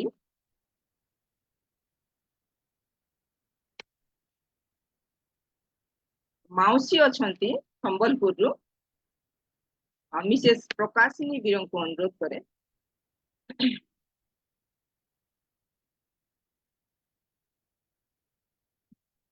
ମିସେସ୍ ପ୍ରକାଶିନୀ ବୀର।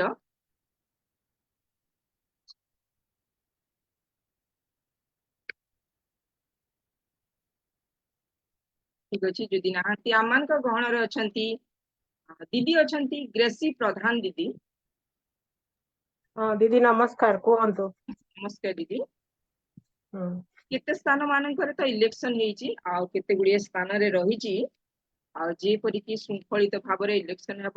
ପୁଣି ବିଶେଷ କରି ଆମେ ଗତ ଦିନ ମାନଙ୍କରେ ପ୍ରାର୍ଥନା କରି ଆସୁଅଛୁ, ବର୍ତ୍ତମାନ ମଧ୍ୟ ଆମେ ପ୍ରାର୍ଥନା କରିବା ଆଉ ପ୍ରଭୁ ଗୋଟେ ଉତ୍ତମ ବ୍ୟକ୍ତିକୁ ଯୋଗାନ୍ତୁ, ଯୋ ଦ୍ୱାରା କି ପ୍ରତ୍ୟେକ ନାଗରିକ ମାନଙ୍କର ବିଷୟକୁ ଜାଣିପାରିବେ, ସେମାନଙ୍କର ଇଚ୍ଛାକୁ ମଧ୍ୟ ଜାଣିପାରିବେ, ସେହିପରି ବ୍ୟକ୍ତିଙ୍କୁ ପ୍ରଭୁ ଯୋଗାନ୍ତୁ ଆଉ ସେଥି ନିମନ୍ତେ ପ୍ରାର୍ଥନାରେ ପଠାଇ ନେବେ। ପୁଣି ପ୍ରତ୍ୟେକ ଖ୍ରୀଷ୍ଟିଆନ ଫ୍ୟାମିଲି ମାନଙ୍କ ନିମନ୍ତେ ପ୍ରାର୍ଥନାରେ ପଢାଇ ନେବେ, ଯେ ଖ୍ରୀଷ୍ଟିଆନ ଫ୍ୟାମିଲି ମାନଙ୍କ ମଧ୍ୟରେ ଖ୍ରୀଷ୍ଟୀୟ ଭାବରେ ଯେପରିକି ପ୍ରଭୁଙ୍କ ନିକଟସ୍ଥ ହେବ, ପ୍ରଭୁଙ୍କୁ ହୃଦୟ ମଧ୍ୟରେ ଧରି ଚାଲିବେ, ସେଇ ପ୍ରତ୍ୟେକ ଖ୍ରୀଷ୍ଟିଆନ ପରିବାର ମାନେ ଖ୍ରୀଷ୍ଟୀୟ ଭାବରେ ପ୍ରଭୁଙ୍କ ଠାରେ ରହି ଚାଲିବେ, ସେଥି ନିମନ୍ତେ ମଧ୍ୟ ପ୍ରାର୍ଥନାରେ ପଠାଇ ନେବେ। ପୁଣି ବିଶେଷ କରି ଅନୁରୋଧ କରେ, ମୋ ଦିଦି ସେ ରହୁଛନ୍ତି ହରିୟାଣାରେ, ବର୍ତ୍ତମାନ ଆଜି ସନ୍ଧ୍ୟାରୁ ସେ ଜର୍ଣ୍ଣି କରିବେ, ଓଡିଶାକୁ ଆସିବେ ଆଉ ତାଙ୍କର ଉତ୍ତମ ଜର୍ଣ୍ଣି ପାଇଁ ମଧ୍ୟ ପ୍ରାର୍ଥନାରେ ପଢାଇ ନେବେ। ପୁଣି ଆଜିର ବାକ୍ୟ ନିମନ୍ତେ ମଧ୍ୟ ପ୍ରଭୁ ଆମମାନଙ୍କୁ ଉତ୍ତମ ବାକ୍ୟ ଦିଅନ୍ତୁ ଆଉ ତାଙ୍କରି ଦାସୀଙ୍କୁ ମଧ୍ୟ ଉତ୍ତମ ଭାବରେ ବ୍ୟବହାର କରନ୍ତୁ, ସେଥି ନିମନ୍ତେ ମଧ୍ୟ ପ୍ରାର୍ଥନାରେ ପଢାଇ ନେବେ। ଏ କେତେ ଗୁଡିଏ ବିଷୟ ଦିଦି ଆପଣ ପ୍ରଭୁଙ୍କ ଠାରେ ଉତ୍ସର୍ଗ କରନ୍ତୁ।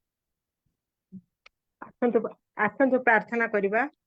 ଧନ୍ୟବାଦ ଧନ୍ୟବାଦ ଧନ୍ୟବାଦ। ସ୍ତୁତି ପ୍ରଶଂସା ପାଇବାର ଏକମାତ୍ର ଯୋଗ୍ୟ ପରମେଶ୍ୱର ପ୍ରଭୁ, ଏତେବେଳେ ପ୍ରଭୁ 4ଟି ମାସ ଅତିକ୍ରାନ୍ତ ହେଲାଣି ହେଇ प्रभु आज एई पंचम मासर प्रभु तुमे एई प्रथम बुधवार आज आज आज से प्रथम दिन रे तुमे पदार्पण करबा पई देला प्रभु धन्यवाद दउची अनेक आज ए दिन देखिबा को पाई नाहंती प्रभु किंतु जीवित मान को मध्य रे तुमे स्थान देला प्रभु धन्यवाद दउची प्रभु एतबेले प्रभु भारत होउची एक गणतंत्र एवं निरपेक्ष राष्ट्र प्रभु किंतु आज से ही धर्म निरपेक्ष राष्ट्र रे अनेक विवाद अनेक कलह सबु देखा जाउची प्रभु वर्तमान प्रभु इलेक्शन चली प्रभु केतेक स्थान रे सरिलाणी आगामी दिन रे इलेक्शन हब प्रभु जेपरी श्रृंखलित भाव इलेक्शन हब प्रभु दया कर प्रभु जो इलेक्शन कमिशनर आउ जो इलेक्शन कर्मचारी माने सब नियुक्ति पाइचंती प्रभु से माने जेपरी निजर कार्य सुचारू रूपे परिचालना करिवे प्रभु सेपरी कल्याण कर प्रभु जेपरी हिंसाकांड न घटे श्रृंखलित भाव रे सब कार्य हब दया कर प्रभु समस्ते प्रभु जेपरी जने निरूपित प्रार्थी को सेमाने जेपरी भोट देवे प्रभु निजर इच्छा अनुଯାयी प्रभु दया कर प्रभु किंतु तुमे तुमर इच्छा प्रभु आमर इच्छा सहित समान नुहे प्रभु तुम्हें जहाँ को उपयुक्त माने कर प्रभु से उपयुक्त पार्टी को तुम्हें प्रभु जिताओ प्रभु जेपरी तुमर राज्य वृद्धि निमंते प्रभु कौन सी बाधार कारण से माने जेपरी न हुअंती प्रभु दया कर प्रभु एतबेले प्रभु आज अनेक ख्रीष्टीय परिवार रे प्रभु अशांति एवं विशृंखलित परिवार गुड़िक प्रभु देखा दउची प्रभु परिवार मध्य अनेक समस्या मान रही प्रभु पिला माने बापा मांकर कथा मानु नाहंती प्रभु विभिन्न प्रकार अनैतिक कार्य रे से माने लिप्त रहिचंती प्रभु प्रत्येक पिला मानकर हृदय रे तुमे कार्य कर प्रभु आउ से माने जेपरी परायण हेबे प्रभु पितामाता जेपरी समान को उपयुक्त शिक्षा दान करिवे प्रभु से माने जेपरी नियमित भाव रे गिरजा जिबे बाइबल पढ़िबे प्रभु दया कर जद्वारा कि सेमानकर सब शैतान कार्य प्रभु यीशु का नाम रे दूर हब प्रभु दया कर प्रभु प्रत्येक ख्रीष्टीय परिवार गोटे गोटे आदर्श परिवार प्रभु हेब एही परी कल्याण कर प्रभु एतले प्रभु आजिकाली देखा जाउची प्रभु जो परिवार गुड़िक गोटे प्रार्थनाशील परिवार थिला श्रृंखलित परिवार थिला प्रभु आज से परिवार मध्य विभिन्न प्रकार समस्या विभ्राट मान देखा दउची प्रभु शैतान समस्त शक्ति को तुम्हें प्रभु चूर्ण कर प्रभु प्रत्येक को तुम्हें प्रभु तुम से आगामी दिन प्रस्तुत कर प्रभु एतबेले प्रभु से बिंदु भौणीकर भौणी हरियाणा रो आज ओडिशा अभिमुखे यात्रा करिवे प्रभु यात्रा पथरे तुम्हें सहवर्ती हो प्रभु से ही निर्जीव गाड़ी रो चालक पालक तुम्हें ही हो प्रभु निरापद रे तुम्हें आनी तांको निरूपित स्थान रे तुम्हें पहुंचाओ प्रभु आ सुरक्षित भाव रे पहुंची से जेपरी तुमको धन्यवाद दवा को पारिबे एही परी कल्याण कर प्रभु एतबेले जूम रे उपस्थित थिबा प्रत्येक भौणी मान को तुम्हें आशीर्वाद कर प्रभु प्रत्येकंकर आवश्यकता तुम्हें पूरण कर प्रभु आउ जो भौणीकर मुख को आज तुम्हें बाछिच प्रभु तांको मुख दे प्रभु तुम्हारा वाक्य प्रकाश कर प्रभु शैतान समस्त प्रकार चातिरी प्रत्येक सुरक्षा प्रदान कर नेट जेपरी सुचारू रूपे चलिबो प्रभु दया कर प्रभु कौन सी प्रकार यांत्रिक त्रुटि देखा न जीव एही परी कल्याण कर प्रभु एही अल्प निवेदन प्रभु यीशु का नाम रे मागिलो आमेन आमेन बहुत बहुत धन्यवाद दीदी समस्त अनुरोध प्रभु ठारे अनुरोध रखिछंती आपनको बहुत बहुत धन्यवाद प्रभु आपनको आशीर्वाद देबे वर्तमान आमाने वाक्य सुनिबा खुजिबा आजिर वाक्य परिवेषण करिवे प्रभुଙ୍କର प्रिय दासी आ एई जूम रे से होछंती प्रथम आ प्रभु तांकरी दासी को आज मनोनीत करछंती से जणे हाउसवाइफ आ आगरु खुर्दारो कार्मेल स्कूल रे से जणे टीचर थिले आ से तांको स्वामीଙ୍କର नाम होची रेवरेंड सत्यजीत पाणी से भाई होचंती खुर्दारो कार्मेल स्कूल रो जणे मैनेजर अछंती आ भौणीଙ୍କର पिला छुआ मध्ये अछंती आज प्रभु तांकरी दासी को मनोनीत करछंती तांकर से पवित्र वाक्य को आमान को मध्य रखिबा निमंते तबे विलंब न करी समय मध्य मु आह्वान करबा को जाए आज वाक्य परिवेषण करिवे प्रभुଙ୍କର प्रिय दासी विशेष सुलता पाणी खुर्दा भौणी आग को आसीबे आमान को निमंते प्रभु जो वाक्य रखिछंती ତାହାକୁ ଉପସ୍ଥାପନ କରିବେ। ଏଇ ସମୟ ହଉଛି ଆପଣ। ଏଠାରେ ଉପସ୍ଥିତ ସମସ୍ତ ମୋର ପ୍ରିୟ ଭଉଣୀ ମାନଙ୍କୁ ପ୍ରଭୁ ଯୀଶୁ ଖ୍ରୀଷ୍ଟଙ୍କ ନାମରେ ନମସ୍କାର। Praise the Lord। Praise the ଜଣେ Lord। ମୁଁ ଆଶା କରୁଛି ସମସ୍ତେ ଭଲ ଅଛନ୍ତି। ଆଉ ଯାହା ହଉ ଏଇ ଜୁମ୍ ପ୍ଲାଟଫର୍ମରେ ଆମେ ସମସ୍ତେ ଏକତ୍ର ହୋଇପାରିଛୁ। ଆମେ ଯେତେ ଜଣ ଏ ସ୍ଥାନରେ ଅଛୁ ପ୍ରଭୁ ଆମ ସମସ୍ତଙ୍କୁ ଆଶୀର୍ବାଦ କରନ୍ତୁ। ଆଉ ଆଜି ଆମେ କିଛି ନୂଆ ବିଷୟ ଶିଖିବା ପାଇଁ ଯିବା। ପ୍ରଭୁ ଆମମାନଙ୍କୁ ସମସ୍ତଙ୍କୁ ସାହାଯ୍ୟ କରନ୍ତୁ କିଛି ନୂଆ ବିଷୟ ଶିଖିବା ନିମନ୍ତେ। ଆସନ୍ତୁ ପ୍ରାର୍ଥନା କରିବା ତାପରେ ଆରମ୍ଭ କରିବା। ପ୍ରିୟ ପ୍ରଭୁ ଯୀଶୁ ବାପା ଧନ୍ୟବାଦ ଦଉଛୁ ପ୍ରଭୁ ଆମମାନଙ୍କୁ ଏଇ ସୁନ୍ଦର ସୁଯୋଗ ଦେଲା ପ୍ରଭୁ। ହଁ ପ୍ରଭୁ ଏଇ ସମୟରେ ଆମମାନଙ୍କୁ ଏକତ୍ରିତ କରିଛୁ ଆମମାନଙ୍କୁ କିଛି ଶିଖିବା ପାଇଁ ପ୍ରଭୁ। ବାକ୍ୟରୁ କିଛି ଶିଖିବୁ ତାହା କାର୍ଯ୍ୟକାରୀ କରିପାରିବୁ ସେଇଥି ନିମନ୍ତେ ଆମମାନଙ୍କୁ ଆଶୀର୍ବାଦ କର। ଆମ ପ୍ରତ୍ୟେକଙ୍କର ହୃଦୟ ମନ ଖୋଲି ଦିଅ ଯେମିତି ପ୍ରଭୁ ତୁମ ନିକଟବର୍ତ୍ତୀ ହେଇପାରିବୁ। এই ছোট প্রার্থনা প্রিয় প্রভু যিশুଙ୍କ নামରେ ମାଗୁଛୁ ଆମେନ୍।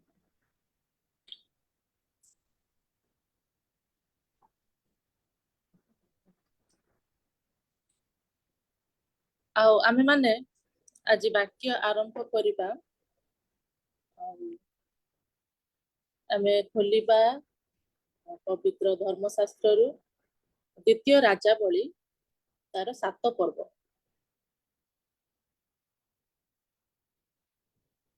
ଦ୍ୱିତୀୟ ରାଜାବଳୀ 7 ପର୍ବ 1 ପଦ ମୁଁ ପଢୁଛି।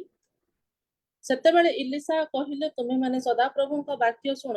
ସଦାପ୍ରଭୁ ଏହି କଥା କହନ୍ତି କାଲି ପ୍ରାୟ ଏହି ସମୟକୁ ସମରିଆର ନଗର ଦ୍ୱାରରେ 1 ପଶୁରୀ ସରୁ ମଇଦା 1 ସେକଲରେ ଓ 2 ପଶୁରୀ ଜବ 1 ସେକଲରେ ବିକାଯିବ। ଆଉ ଏହି ଯୋଉ ସିଚୁଏସନ ଏଠାରେ ଅଛି ଇଲିଶା ଯେତେବେଳେ କହୁଛନ୍ତି କି ଆଉ ରାଜାଙ୍କୁ କାଲି ଏଇ ସମୟ ବେଳକୁ ମାନେ 24 ଘଣ୍ଟା ମଧ୍ୟରେ ସମରିଆ ନଗର ଦ୍ୱାରରେ ଆଉ ସମରିଆରେ ମଇଦା ଗୋଟେ ମୁଠା ମଇଦା ମିଳିବ 1 ସେକଲରେ ଆଉ 2 ପଶୁରୀ ଜବ ମିଳିବ 1 ସେକଲରେ ମିଳିବ। ମାନେ 2 ମୁଠା ଜବ 1 ସେକଲରେ ଆଉ 1 ମୁଠା ମଇଦା ସେକଲରେ ମିଳିବ। ଆଉ ଏଇ ଯୋଉ ସମୟଟା ହେଇଛି ଆମେ ଯଦି ଦେଖିବା ତାର ପୂର୍ବବର୍ତ୍ତୀ ପର୍ବ ଗୁଡାକରେ ଯେ ଆଉ ସେଇ ସମୟରେ ସମରିଆରେ ଇସ୍ରାଏଲର ଗୋଟେ ନଗର ହଉଛି ସମରିଆ ଆଉ ସମରିଆରେ ସେଇ ସମୟରେ ଦୁର୍ଭିକ୍ଷ ପଡିଛି। ଆଉ ଦୁର୍ଭିକ୍ଷ ସକାଶେ ସେଠି ଲୋକମାନେ କି ପ୍ରକାର ପରିସ୍ଥିତିରେ ଅଛନ୍ତି। ଆଉ 6 ପର୍ବ ଯଦି ଦେଖିବା ମୁଁ ପଢିବାକୁ କହୁନି କିନ୍ତୁ 6 ପର୍ବରେ ଲେଖା ହେଇଛି କି ଗୋଟେ ସ୍ତ୍ରୀ 2 ଜଣ ସ୍ତ୍ରୀ ସେମାନେ କଣ କରିଛନ୍ତି ଆଉ କଥା ହେଇଛନ୍ତି ଆଜି ଆମେ ତମ ପୁଅକୁ ପିଲାକୁ ମାରିକି ଖାଇବୁ ତା ପରଦିନ ଆଉ ଜଣଙ୍କ ପିଲାକୁ ମାରିକି ଖାଇବୁ। ଏ ପ୍ରକାର ପରିସ୍ଥିତି ସେଇ ସମୟରେ ହେଇଛି ଯେ ଲୋକଙ୍କ ପାଖରେ ଖାଇବା ପାଇଁ ନାହିଁ। ଆଉ এই ବିଷୟ ଯଦି ଆମେ ଦେଖିବା ପୂର୍ବରୁ ସେମାନଙ୍କୁ କୁହାଯାଇଥିଲା ଯେ ତୁମେ ଯେତେବେଳେ ଈଶ୍ୱରଙ୍କ ପ୍ରତି ଅବଜ୍ଞା କରିବ ଈଶ୍ୱରଙ୍କ କଥା ମାନିବ ନାହିଁ ତାହେଲେ ତୁମମାନଙ୍କ ଉପରେ ବିପତ୍ତି ଆସିବ। ଆଉ ଯୋଉଟା ମୂଷା ସେମାନଙ୍କୁ କହିଥିଲେ। ଆମେ ଯଦି ଦେଖିବା ଦ୍ୱିତୀୟ ବିବରଣ 28 ପର୍ବ ଯଦି କେହି ପଢି ପାରିବେ ପଢିଲେ ବି ଭଲ ହବ ନହେଲେ ମୁଁ ପଢିଦେବି। ଦ୍ୱିତୀୟ ବିବରଣ 28 ପର୍ବର 52 ପଦ।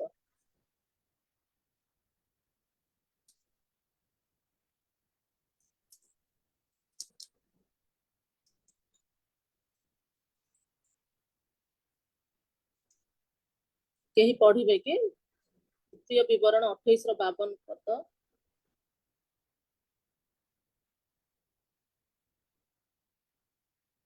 ଆଉ ତୁମ୍ଭର ସମୁଦାୟ ଦେଶସ୍ଥ ଯେ ସମସ୍ତ ଉଚ୍ଚ ଓ ଦୁର୍ଗମ ପ୍ରାଚୀରରେ ତୁମ୍ଭେ ଭରସା ରଖିଲ ତାହା ସବୁ ପତିତ ହେବା ଯାଏ ସେ ତୁମ୍ଭର ସମସ୍ତ ନଗର ଦ୍ୱାରରେ ତୁମ୍ଭକୁ ଅବରୋଧ କରିବ। ସଦାପ୍ରଭୁ ତୁମ୍ଭ ପରମେଶ୍ୱର ତୁମ୍ଭକୁ ଯେଉଁ ଦେଶ ଦେଇଅଛନ୍ତି ତହିଁର ସମସ୍ତ ନଗର ଦ୍ୱାରରେ ସେ ତୁମ୍ଭକୁ ଅବରୋଧ କରିବ। ଭଉଣୀ 53 ବି ପଢି ଦିଅନ୍ତୁ। ଅବରୋଧ କାଳେ ଓ ତୁମ୍ଭ ଶତ୍ରୁମାନେ ତୁମ୍ଭକୁ ଯେଉଁ ଅକଳରେ ପକାଇବେ, ସେହି ଅକଳରେ ତୁମ୍ଭେ ନିଜ ଶରୀରର ଫଳ ଅର୍ଥାତ୍ ସଦାପ୍ରଭୁ ତୁମ୍ଭ ପରମେଶ୍ୱରଙ୍କ ଦତ୍ତ ନିଜ ପୁତ୍ର ଓ ନିଜ କନ୍ୟାମାନଙ୍କର ମାଂସ ଖାଇବ। ଧନ୍ୟବାଦ ଭଉଣୀ। ଆଉ ଏଠି ଆମେ ଦେଖୁଛୁ ଆଉ ସେଠି ସେମାନଙ୍କୁ କୁହା ହେଇଥିଲା ଯେ ଯେତେବେଳେ ଆଉ ତୁମର ନଗର ଦ୍ୱାରକୁ ଶତ୍ରୁ ମାନେ ଆକ୍ରମଣ କରୁଛନ୍ତି ଆଉ ସେଇ ସମୟରେ ତୁମେ ଯୋଉ ନଗର ପ୍ରାଚୀର ଉପରେ ନିର୍ଭର କରୁଛ ଯେ ଆମେ ବଡ ବଡ ପ୍ରାଚୀର ନିର୍ମାଣ କରିଛୁ ଆଉ ସେଇ ପ୍ରାଚୀରରୁ ଆମେ ରକ୍ଷା ପାଇପାରିବୁ, ସେଇ ସମସ୍ତ ବିଷୟ କିଛି ଘଟିବ ନାହିଁ। ଆଉ ସେଇ ସମୟରେ ତୁମେ କଣ କରିବ, ତୁମେ ଅକଳରେ ତୁମେ ନିଜ ଶରୀରର ଫଳ ଅର୍ଥାତ୍ ସଦାପ୍ରଭୁ ତୁମ ପରମେଶ୍ୱରଙ୍କ ଦତ୍ତ ନିଜ ପୁତ୍ର ଓ ନିଜ କନ୍ୟା ମାନଙ୍କ ମାଂସ ଖାଇବ। ଆଉ ଏଇ ପ୍ରକାର ପରିସ୍ଥିତି ଏଇ ସମୟରେ ଘଟିଛି ଯେତେବେଳେ କି ଆଉ ଇଲିସାଙ୍କ ସମୟରେ ସମରିଆ ନଗରରେ ଲୋକଙ୍କର ମଧ୍ୟରେ ଆଉ ସେଇ ଦେଶରେ କଣ ଘଟିଛି, ଦୁର୍ଭିକ୍ଷ ଘଟିଛି। ଆଉ ଚାରିପଟ ସେଇ ଦେଶର ନଗର ଚାରିପଟ କଣ ଅଛି, ଶତ୍ରୁ ସୈନ୍ୟ ମାନେ ଛାଉଣି କରିକି ଅଛନ୍ତି। ଆଉ ସେଇ ସମୟରେ ରାଜା ଆଉ ସମରିଆର ରାଜା ଯେ ଇସ୍ରାଏଲର ରାଜା ଆଉ ତାଙ୍କୁ ଅନେକ ସମୟରେ ଇଲିଶା କଣ କରିଛନ୍ତି, ରକ୍ଷା କରିଛନ୍ତି ଯେ ତୁମେ ଏଇ ସ୍ଥାନକୁ ଯାଅ ନାହିଁ। ଅରାମର ରାଜା, ବିଶେଷ କରି ଅରାମୀୟ ମାନେ ଇସ୍ରାଏଲ ଲୋକମାନଙ୍କୁ କଣ କରୁଥିଲେ, ଆଉ ଏମିତି ଆକ୍ରମଣ କରି ତାଙ୍କୁ ହଇରାଣ କରୁଥିଲେ। ସେଥିପାଇଁ ଇଲିଶା ଆଉ ତାଙ୍କୁ କହୁଛନ୍ତି କି ରାଜାଙ୍କୁ ତୁମେ ଏ ସ୍ଥାନକୁ ଯିବନି, ସେଇ ସ୍ଥାନରେ ଶତ୍ରୁ ସୈନ୍ୟ ମାନଙ୍କର ଛାଉଣି ଅଛି। ଆଉ ସେଇ ସବୁ ଘଟଣା ସେ ଜାଣିଲା ପରେ ସେ ସେଇ ସ୍ଥାନକୁ ଯାଆନ୍ତି ନାହିଁ। ଆଉ ଅନେକ ସମୟରେ ଅରାମର ରାଜା ସେ କଣ କରନ୍ତି, ସେ ସୈନ୍ୟ ଛାଉଣି ଧରିକି ସେ ଜଗି ବସିଥାନ୍ତି। ଆଉ ଜଗି ଇଏ ଯେତେବେଳେ ନ ଯାଆନ୍ତି ଇସ୍ରାଏଲ ରାଜା, ସେତେବେଳେ ସେ ତାଙ୍କର ଦାସ ମାନଙ୍କ ମଧ୍ୟରୁ ଜଣକୁ ପଚାରିଛନ୍ତି। ଆଉ ସେଟା 6 ପର୍ବରେ ଲେଖା ହେଇଛି ଯେ ସେ କେମିତି ଜାଣୁଛନ୍ତି ଆମେ ଏଇ ସ୍ଥାନରେ ଛାଉଣି କରିକି ରହୁଛୁ ବୋଲି, ସେ କେମିତି ଜାଣିପାରୁଛନ୍ତି? ଆମ ଭିତରେ କିଏ ତାଙ୍କୁ କଣ କହିଦଉଛି କି? ସେତେବେଳେ ଆମେ ଦେଖିବା 6 ପର୍ବର ଆଉ 12 ପଦରେ ଲେଖା ହେଇଛି। ଏଥିରେ ତାହାର ଦାସ ମାନଙ୍କ ମଧ୍ୟରୁ ଜଣେ କହିଲା, ନା ହେ ମୋ ପ୍ରଭୁ ମହାରାଜ, ଆପଣ ନିଜ ଶୟନ ଗୃହରେ ଯାହା ଯାହା କରନ୍ତି ସେଇ ସବୁ କଥା ଇସ୍ରାଏଲର ମଧ୍ୟବର୍ତ୍ତୀ ଇଲିସାୟ ଭବିଷ୍ୟତ ବକ୍ତା ଇସ୍ରାଏଲର ରାଜାକୁ ଜଣାଏ।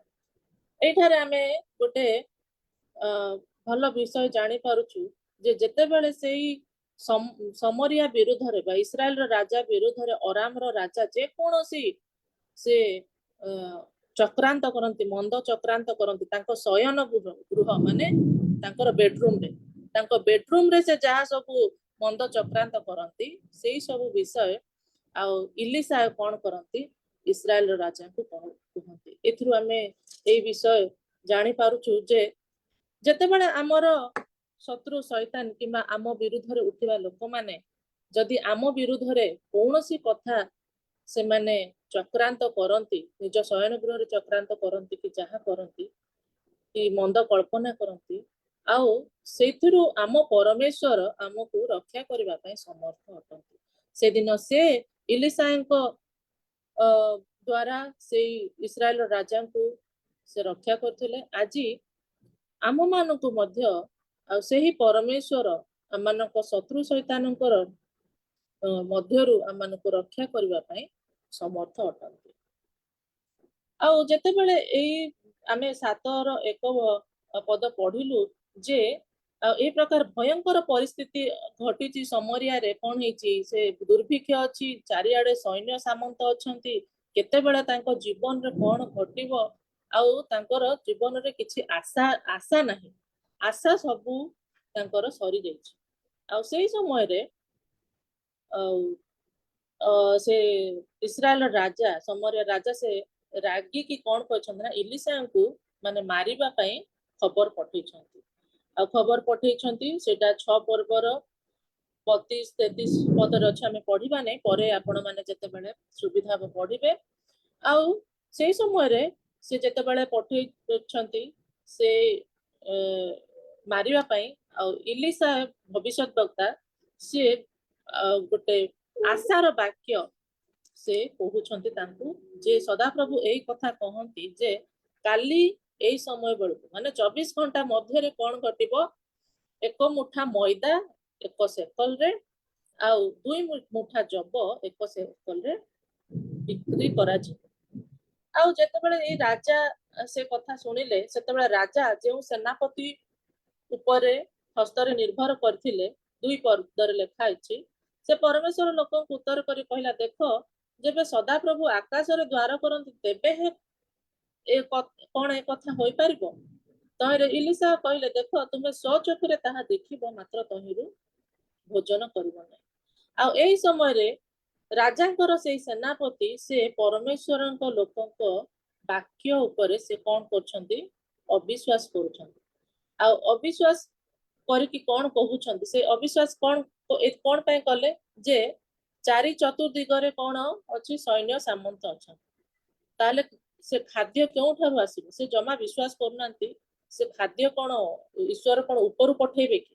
ଚାରି ଚତୁର୍ପାର୍ଶ୍ୱରେ ତ ସୈନ୍ୟ ଅଛନ୍ତି, କିଏ ଆମକୁ ଖାଦ୍ୟ ଆଣିକି ଦବ? କୋଉଠୁ ଖାଦ୍ୟ ଆସିବ ଯେ ଆଉ ଆମେ ସେ ଖାଦ୍ୟ ପାଇବା? ଯଦି ସ୍ୱର୍ଗରୁ ବି ଯଦି ସ୍ୱର୍ଗର ଦ୍ୱାର ଖୋଲା ହେଇଯିବ ଆଉ ସେ ଖାଦ୍ୟ ଆସିବ, ଆଉ ସେ ଖାଦ୍ୟ କଣ ସମସ୍ତଙ୍କ ପାଇଁ ସେଇଟା ସଫିସିଏଣ୍ଟ ହବ କି? ଆଉ ସେଇପରି ସେ କଣ କରୁଛନ୍ତି, ସେ ଅବିଶ୍ୱାସ କରିଛନ୍ତି ଈଶ୍ୱରଙ୍କ ଦାସଙ୍କ ବାକ୍ୟ ଉପରେ, ସେ ସନ୍ଦେହ କରିଛନ୍ତି। ଆଉ ସେଥିପାଇଁ ସେ ଯେତେବେଳେ ସନ୍ଦେହ କଲେ, ତାଙ୍କୁ ଇଲିଶା ଭବିଷ୍ୟତ ବକ୍ତା ଗୋଟେ କଥା କହିଲେ, ଆଉ ଦେଖ ତୁମେ ସ୍ୱଚକ୍ଷୁରେ ତାହା ଦେଖିବ, ମାତ୍ର ତାହା ଭୋଜନ କରିବ ନାହିଁ। ଆଉ ବିଭିନ୍ନ ସମୟରେ ଆମେ ମଧ୍ୟ କଣ କରିଥାଉ, ଯେତେବେଳେ ଆମେ ଆମ ପାଖରେ ସମସ୍ୟା ଆସେ, ଆମ ପାଖରେ ବିଭିନ୍ନ ପ୍ରକାର ଘଟଣା ଘଟେ, ଆମେ ଈଶ୍ୱରଙ୍କ ବାକ୍ୟ ଉପରେ ଆମେ କଣ କରିନଥାଉ, ଭରସା କରିନଥାଉ, ଈଶ୍ୱରଙ୍କ ଠାରେ ଆମେ ବିଶ୍ୱାସ କରିନଥାଉ। ଆଜିର ବାକ୍ୟ ହଉଛି ବିଶେଷ କରି ବିଶ୍ୱାସର ପରୀକ୍ଷା। ଯେ ଗୋଟେ ବିଶ୍ୱାସ କରିବା ଦ୍ୱାରା ଜଣେ କି ପ୍ରକାର ସେଇ ସ୍ଥାନରେ ଖାଦ୍ୟର ପ୍ରଚୁରତା ଦେଖାଯାଇଥିଲା, ଆଉ ଅବିଶ୍ୱାସ ଦ୍ୱାରା ଯୋଉ ଲୋକ ଅବିଶ୍ୱାସ କଲା ତାର କି ପ୍ରକାର ଭୟଙ୍କର ପରିସ୍ଥିତି ହେଲା, ଆମେ ପଛରେ ଦେଖିପାରିବା। ଆଜି ଆମମାନଙ୍କ ନିମନ୍ତେ ଏଇ ବାକ୍ୟ ଯେ ଆମମାନେ କି ପ୍ରକାର ଈଶ୍ୱରଙ୍କ ଠାରେ ଆମେ ବିଶ୍ୱାସ କରୁଛୁ, ଆମମାନଙ୍କର ବିଶ୍ୱାସର ପରୀକ୍ଷା ଦେଖିବ। ବିଭିନ୍ନ ପ୍ରତିକୂଳ ପରିସ୍ଥିତି ଯେତେବେଳେ ଆସୁଛି ଆମ ଜୀବନରେ, ଆମ ପାଖକୁ, ଆମେ ସେଇ ସମୟରେ ଈଶ୍ୱରଙ୍କ ଠାରେ ଆମେ ଭରସା ରଖୁଛୁ ନା ଆମେ ଅବିଶ୍ୱାସ କରୁଛୁ? କୋଉଠାରୁ ଆସିବ? ସେଦିନ ସେଇ ସେନାପତି ଯେ ପ୍ରକାର କହିଲେ, ସ୍ୱର୍ଗରୁ କଣ ଆସିବ? ଯଦି ଚାରିଆଡେ ତ ବନ୍ଦ ହେଇଛି, କଣ ସ୍ୱର୍ଗରୁ? ଈଶ୍ୱର ଚାହିଁଲେ ସ୍ୱର୍ଗରୁ ବି ଦେଇପାରିବେ, ସେଇଟା ତାଙ୍କ ପାଇଁ କିଛି ନୁହଁ। ଯେତେବେଳେ ଇସ୍ରାଏଲ ଲୋକମାନେ ମିଶର ଦେଶରୁ ବାହାରିକି ଗଲେ ଆଉ ସେଇ କିଣାନ ଦେଶ ଅଭିମୁଖେ, ସେ ସ୍ୱର୍ଗରୁ ସେମାନଙ୍କୁ ଉର୍ଦ୍ଧ୍ୱରୁ ଖାଇବା ଦେଇଥିଲେ, ଏତେ ଲୋକଙ୍କ ପାଇଁ ଖାଇବା ଦେଇଥିଲେ। ସେ କଥା କଣ ଏ ଲୋକ ଜାଣିନି କି? ସେ ଲୋକ ଶୁଣିନି? ଜାଣିଛି, କିନ୍ତୁ ସେଇ ପ୍ରକାର ସେ ଅବିଶ୍ୱାସ କରୁଛି ଯେ ଆଉ ଯଦି ସ୍ୱର୍ଗରୁ ଆସିଲେ ବି ଆମ ପାଇଁ ଖାଦ୍ୟ ଆମ ପାଇଁ ସଫିସିଏଣ୍ଟ ହବ ନାହିଁ। ଆଉ ସେ ପୁରାପୁରି ସେ ଭାବିଛନ୍ତି ଏଟା ଅସମ୍ଭବ। ଆଜି ଏ ପ୍ରକାର ପରିସ୍ଥିତି ଅଛି, ଖାଦ୍ୟ ଆମ ପାଖରେ ନାହିଁ, କାଲି ଏତିକି ବେଳକୁ କେମିତି ପଳେଇ ଆସିବ? ଆଉ ସେଇ ପ୍ରକାର ଅବିଶ୍ୱାସ କରୁଛନ୍ତି। ଏଥିରୁ ଆମେ ଶିଖୁଛୁ ଯେ ଆମେ ମାନେ ମଧ୍ୟ ଅନେକ ସମୟରେ ବିଭିନ୍ନ ପ୍ରତିକୂଳ ପରିସ୍ଥିତିରେ ଈଶ୍ୱରଙ୍କ ଠାରେ ବିଶ୍ୱାସ ନ ରଖି ଆମେ ଆଉ ଅବିଶ୍ୱାସ କରିଥାଉ। କିନ୍ତୁ ପରମେଶ୍ୱର ଯୋଉ ସମୟରେ ଆମର ଯାହା ଆବଶ୍ୟକତା, ସେ ସମୟ ଅନୁସାରେ ସେ ଯୋଗାଇବା ପରମେଶ୍ୱର, ଆଉ ସେ ଯୋଗାଇବେ। ଆଉ ସେଥିପାଇଁ ସେ କଣ ତାର ଫଳ ପାଇଲେ, ଯେ ତମେ ଦେଖିବ କିନ୍ତୁ ତାହା ତମେ ସେଟା ଭୋଗ କରିପାରିବ ନା। ବହୁତ ବଡ ତାଙ୍କୁ ସେଇ ସମୟରେ ବାକ୍ୟ ଦିଆହେଲା ଯେ ତୁମେ ସେଟା ଦେଖିବ କିନ୍ତୁ ଭୋଗ କରିପାରିବ ନା। ଆଉ 3 ପଦରେ ଆମେ ଯଦି ଦେଖିବା ସେଇଟା କି ପ୍ରକାର ସମ୍ଭବ ହଉଛି, ଦେଖନ୍ତୁ ଯେ ଯୋଉ କୋଉ ଆଡୁ ବି ଆଶା ନଥିଲେ ଈଶ୍ୱର କାହା ଦ୍ୱାରା ଆମକୁ ଆଶୀର୍ବାଦ ଦେଇପାରନ୍ତି, ସେଇଟା ଆମେ 3 ପର୍ବରେ ଦେଖିବା। ସେଇ ସମୟରେ ନଗର ଦ୍ୱାରର ପ୍ରବେଶ ସ୍ଥାନରେ 4 ଜଣ କୁଷ୍ଠୀ ଥିଲେ, ଆଉ ସେମାନେ ପରସ୍ପର କହିଲେ, ଆମ୍ଭେମାନେ ମରିବା ପର୍ଯ୍ୟନ୍ତ କାହିଁକି ଏଠି ବସିବା? ଆଉ ସେଇ ସମୟରେ ଯୋଉ କୁଷ୍ଠୀ ଏଠି ଲେଖା ହେଇଛି କେତେ ଜଣ ବାଇବେଲ ସ୍କଲାର କହନ୍ତି ଆମେ ଯଦି ତା ପୂର୍ବରୁ ଦ୍ୱିତୀୟ ରାଜାବଳୀ 5 ପର୍ବରେ ଆମେ ନାମାନଙ୍କ ବିଷୟରେ ଆମେ ଦେଖିଛୁ। ଆଉ ନାମାନ ଯେତେବେଳେ ସେ କୁଷ୍ଠ ରୋଗରୁ ସୁସ୍ଥତା ପାଇଲା ପରେ ଆଉ ସେ ଯୋଉ ଉପହାର ସବୁ ଦେବା ପାଇଁ ଚାହୁଁଥିଲେ ଇଲିଶାଙ୍କୁ ନେଲେ ନା, ଇଲିଶାଙ୍କୁ ଦେଲେ ଇଲିଶା ନେଲେନି। ଆଉ ଗିହାଜି ତାଙ୍କ ବଦଳରେ ଯାଇକି ସେ ମିଛ କଥା କହିକି ଯେତେବେଳେ ଆଣିଲେ, ଆଉ ଇଲିଶା ତାଙ୍କୁ କହିଲେ ତମେ ତମର 27 ପଦରେ ଲେଖା ହେଇଛି 5:27 ଏହେତୁ ନାମାନର କୁଷ୍ଠରୋଗ ତୁମଠାରେ ଓ ତୁମ ବଂଶରେ ସଦାକାଳ ଲାଗି ରହିବ। ଏଥିରେ ଗିହେଜି ହିମତୁଲ୍ୟ ଶ୍ଵେତ କୁଷ୍ଠ ଗ୍ରସ୍ତ ହୋଇ ତାଙ୍କ ସାକ୍ଷାତରୁ ବାହାରି ଗଲା। ଆଉ ସେଇଟା ଆମେ ଦେଖୁଛୁ ଯେ ଏଇ ଯୋଉ 4 ଜଣ କୁଷ୍ଠି ବସିଥିଲେ ସେଇ ସ୍ଥାନରେ, ଆଉ ସେ ନଗର ଦ୍ୱାରରେ, ଯେହେତୁ ସେମାନେ କୁଷ୍ଠ ରୋଗୀଙ୍କୁ ସେତେବେଳେ କହୁଥିଲେ ଯେ ଯୋଉମାନେ ପାପ କାମ କରୁଥିଲେ ସେଇ ପାପ କାମର ଫଳ ପାଇଁ ସେ କୁଷ୍ଠ ରୋଗ ହଉଥିଲା। ଆଉ ସେ କୁଷ୍ଠ ରୋଗ ଯୋଉମାନଙ୍କୁ ହଉଥିଲା ସେମାନେ ନଗର ଦ୍ୱାରରେ ତ ନଗର ଭିତରେ ରହୁନଥିଲେ, ଆଉ ସେମାନେ ନଗର ବାହାରେ ରହୁଥିଲେ। ଯୋଉ ନଗର ବାହାରେ ରହିବା ଦ୍ୱାରା ଯୋଉମାନେ ତାଙ୍କର ରିଲେଟିଭ ଥିବେ ଆଉ ତାଙ୍କର ଫ୍ୟାମିଲି ଲୋକ ଥିବେ ସେଇମାନେ ତାଙ୍କୁ ଯଦି ଖାଇବା ପାଇଁ ଦଉଥିଲେ ସେମାନେ ଆଉ ସେଇ ଖାଦ୍ୟ ଖାଉଥିଲେ। ଆଉ ଯେତେବେଳେ ନଗରରେ ହିଁ ଖାଦ୍ୟ ନାହିଁ ଆଉ ସେମାନେ ବି କି ପ୍ରକାର ଖାଦ୍ୟ ପାଉଥିବେ ସେଇଟା ଆମେ ଚିନ୍ତା କରିବା କଥା। ଆଉ ଏଇ ଯୋଉ କୁଷ୍ଠି ଥିଲେ କେତେ ବାଇବେଲ ସ୍କଲାର ସେମାନେ କହୁଛନ୍ତି କି ଯେ ଏଇ କୁଷ୍ଠି ଲୋକ ହଉଛନ୍ତି ଗିହେଜି ଆଉ ତାଙ୍କର 3ଟା ପୁଅ। ଗିହେଜି ଆଉ 3ଟା ପୁଅକୁ ମିଶେଇ ଯୋଉ 4 ଜଣ ଏଇମାନେ ସେଠି ଥିଲେ। ଆଉ ସେ ଯିଏ ବି ହୁଅନ୍ତୁ, ଆଉ ସେମାନେ ପରସ୍ପର କହିଲେ ଆମମାନେ ମରିବା ପର୍ଯ୍ୟନ୍ତ ଆମେ କାହିଁକି ଏଠି ବସିବା? ଆମେ 4 ପର୍ବରେ ଯଦି ଆମମାନେ ନଗରରେ ପ୍ରବେଶ କରିବା ତେବେ ନଗର ଦୁର୍ଭିକ୍ଷ ଅଛି, ସେଇଠାରେ ଖାଇବା ପାଇଁ ନାହିଁ, ସେଠି ମରିବା। ଆଉ ଏଠି ବି ଯଦି ବସି ରହିବା ଏଠି ବି ମରିବା। ଆଉ ସେମାନେ ଗୋଟେ କଥା ଚିନ୍ତା କଲେ ଯେ ଆମମାନଙ୍କ ପାଇଁ ଆମର ଏଇ ପ୍ରକାର ପରିସ୍ଥିତି, ଆମେ ତ ନଗରରେ ପ୍ରବେଶ କଲେ ବି ଆମେ ଖାଇପାରିବୁନି କି ଆଉ ଏଠି ବସିକି ରହିଲେ ମଧ୍ୟ ଆମକୁ କିଏ ଖାଇବା ପାଇଁ ଦେବେ। ଆଉ ସେମାନେ ସେଇ ବିଷୟ ଚିନ୍ତା କରିକି କଣ କଲେ, ଆମେ ମାନେ ଅରାମୀୟ ମାନଙ୍କ ସୈନ୍ୟ ପାଖକୁ ଯାଉ, ଆଉ ଯେବେ ସେମାନେ ଆମମାନଙ୍କୁ ବଞ୍ଚାଇ ରଖିବେ ତେବେ ଆମମାନେ ବଞ୍ଚିବା। ଏଇ ପ୍ରକାର ଭାବରେ ସେମାନେ ଗୋଟେ ବିଷୟ ଚିନ୍ତା କଲେ, ଆଉ ଆମେମାନେ ସେଇ ଅରାମୀୟ ମାନଙ୍କ ସୈନ୍ୟ ପାଖକୁ ଯିବା ବୋଲି। ତ ଏଥିରୁ ଆମେ ଦେଖିପାରୁଛୁ ଯେ ବେଳେ ବେଳେ ଆମର ପରିସ୍ଥିତି ମଧ୍ୟ ସେଇ ପ୍ରକାର ଘଟେ। ଏଇ କୁଷ୍ଠି ମାନେ ଯୋଉ ପ୍ରକାର ଚିନ୍ତା କରୁଛନ୍ତି ଯେ ଆମର ଆଉ କୌଣସି ଆଶା ନାହିଁ, କୌଣସି ଭରସା ନାହିଁ, ଆମକୁ କିଏ ପଚାରିବ, ଆମକୁ କିଏ ଦେଖିବ। ଆଉ ବେଳେ ବେଳେ ଆମ ଜୀବନରେ ମଧ୍ୟ ସେଇ ପ୍ରକାର ଏଇ କୁଷ୍ଠି ମାନଙ୍କ ଭଳିଆ ପରିସ୍ଥିତି ଆସେ। ଆମେ ବି ଚିନ୍ତା କରୁଛୁ ପ୍ରଭୁ ମୋର ଆଉ କିଛି ଆଶା ନାହିଁ, ମୁଁ ଆଉ ବଞ୍ଚିକି କିଛି ଲାଭ ନାହିଁ, ଆଉ ମୋର ଲାଇଫ ଏଇଠି ଫିନିଶ।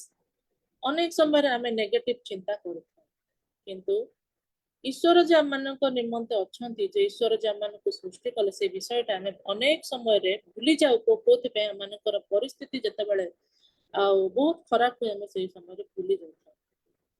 ଆଉ ଏଇଠି ସେମାନେ ଗୋଟେ ପ୍ରକାର ଆଶା ଦେଖଉଛନ୍ତି, ନାଇଁ ଆମେ ମରିବା ପୂର୍ବରୁ ଗୋଟେ କିଛି କରିବା, ଆଉ ଆମେ ସେଇଠିକୁ ଯିବା, ଆମେ ସେଠିକୁ ଯିବା, ସେଇ ଅରାମୀୟ ସୈନ୍ୟ ଛାଉଣୀକୁ ଯିବା। ଯଦି ସେମାନେ ଆମକୁ ବଞ୍ଚାଇ ରଖିବେ ତାହେଲେ ଆମେ ବଞ୍ଚିବା, ଯଦି ସେମାନେ ବଞ୍ଚାଇ ରଖିବେ ଆମକୁ କୋଉ ଜେଲ ଭିତରେ ରଖିବେ ତାହେଲେ ତ ଆମକୁ 2 ଓଳା ଖାଇବା ପାଇଁ ଦେବେ, ସେଇଠି ହେଲେ ବଞ୍ଚିକି ଖାଇବା।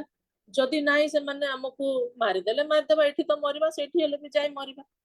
ଏଇ ପ୍ରକାର ସେମାନେ ଚିନ୍ତା କରିକି ସେମାନେ ଯାଉଛନ୍ତି।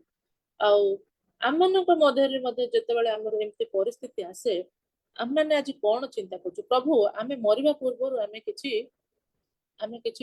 କରୁଛୁ? ଆମର ସେଇ ପ୍ରକାର ଆମମାନଙ୍କର ଧୈର୍ଯ୍ୟ ସାହସ ଆସୁଛି ନା? ଆମେ ଖାଲି ଆମର ଭାଗ୍ୟକୁ ଦୋଷ ଦେଇକି, ଆମର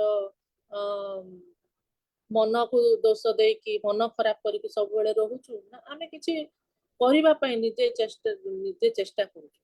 ଆଉ ଯେତେବେଳେ ଆମେ ନିଜେ ଚେଷ୍ଟା କରୁଛୁ ତାହେଲେ ସେତେବେଳେ ପ୍ରଭୁ ଆମକୁ ସାହାଯ୍ୟ କରନ୍ତି।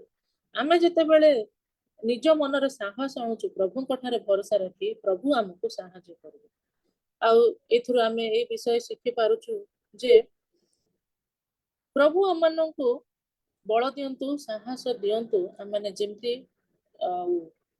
ନିଜେ କିଛି କରିବା ପାଇଁ ଚେଷ୍ଟା କରିବା। ସେଇ କୁଷ୍ଠି ଲୋକଙ୍କ ମନରେ ଗୋଟେ ଆଶା ଆସିଲା, ନାଇଁ ଆମେ ମରିବା ପୂର୍ବରୁ ଆମେ ଯିବା, ଆମେ ମରିଲେ ମରିବା ପଛେ ଆମେ ଯିବା ସେ ସ୍ଥାନରେ ଯଦି ସେମାନେ ବଞ୍ଚେଇକି ରଖିଲେ ରଖିବେ, ନହେଲେ ମରିବା। ଆଉ ସେମାନେ ସେଇ କଥା ଚିନ୍ତା କରିକି 5 ପର୍ବରେ ଆମେ ଯଦି ଦେଖୁ, ସେମାନେ ଗୋଧୂଳି ସମୟରେ ଉଠିଲେ, ମାନେ ଯେତେବେଳେ ସନ୍ଧ୍ୟା ହେଇଯାଇଛି ଆଉ ଟିକେ ଅନ୍ଧାର ହେଇ ଆସୁଛି, ସେମାନେ ସେଇ ସମୟରେ ଯାଉଛନ୍ତି। ସୂର୍ଯ୍ୟ ଅସ୍ତ ହେଲା ପରେ ଗଲେ, ଆଉ ସେଠାରେ ସେମାନେ ଉପସ୍ଥିତ ହେବା ବେଳେ ଦେଖିଲେ ଯେ ସେଠାରେ କୌଣସି ମନୁଷ୍ୟ ନାହିଁ।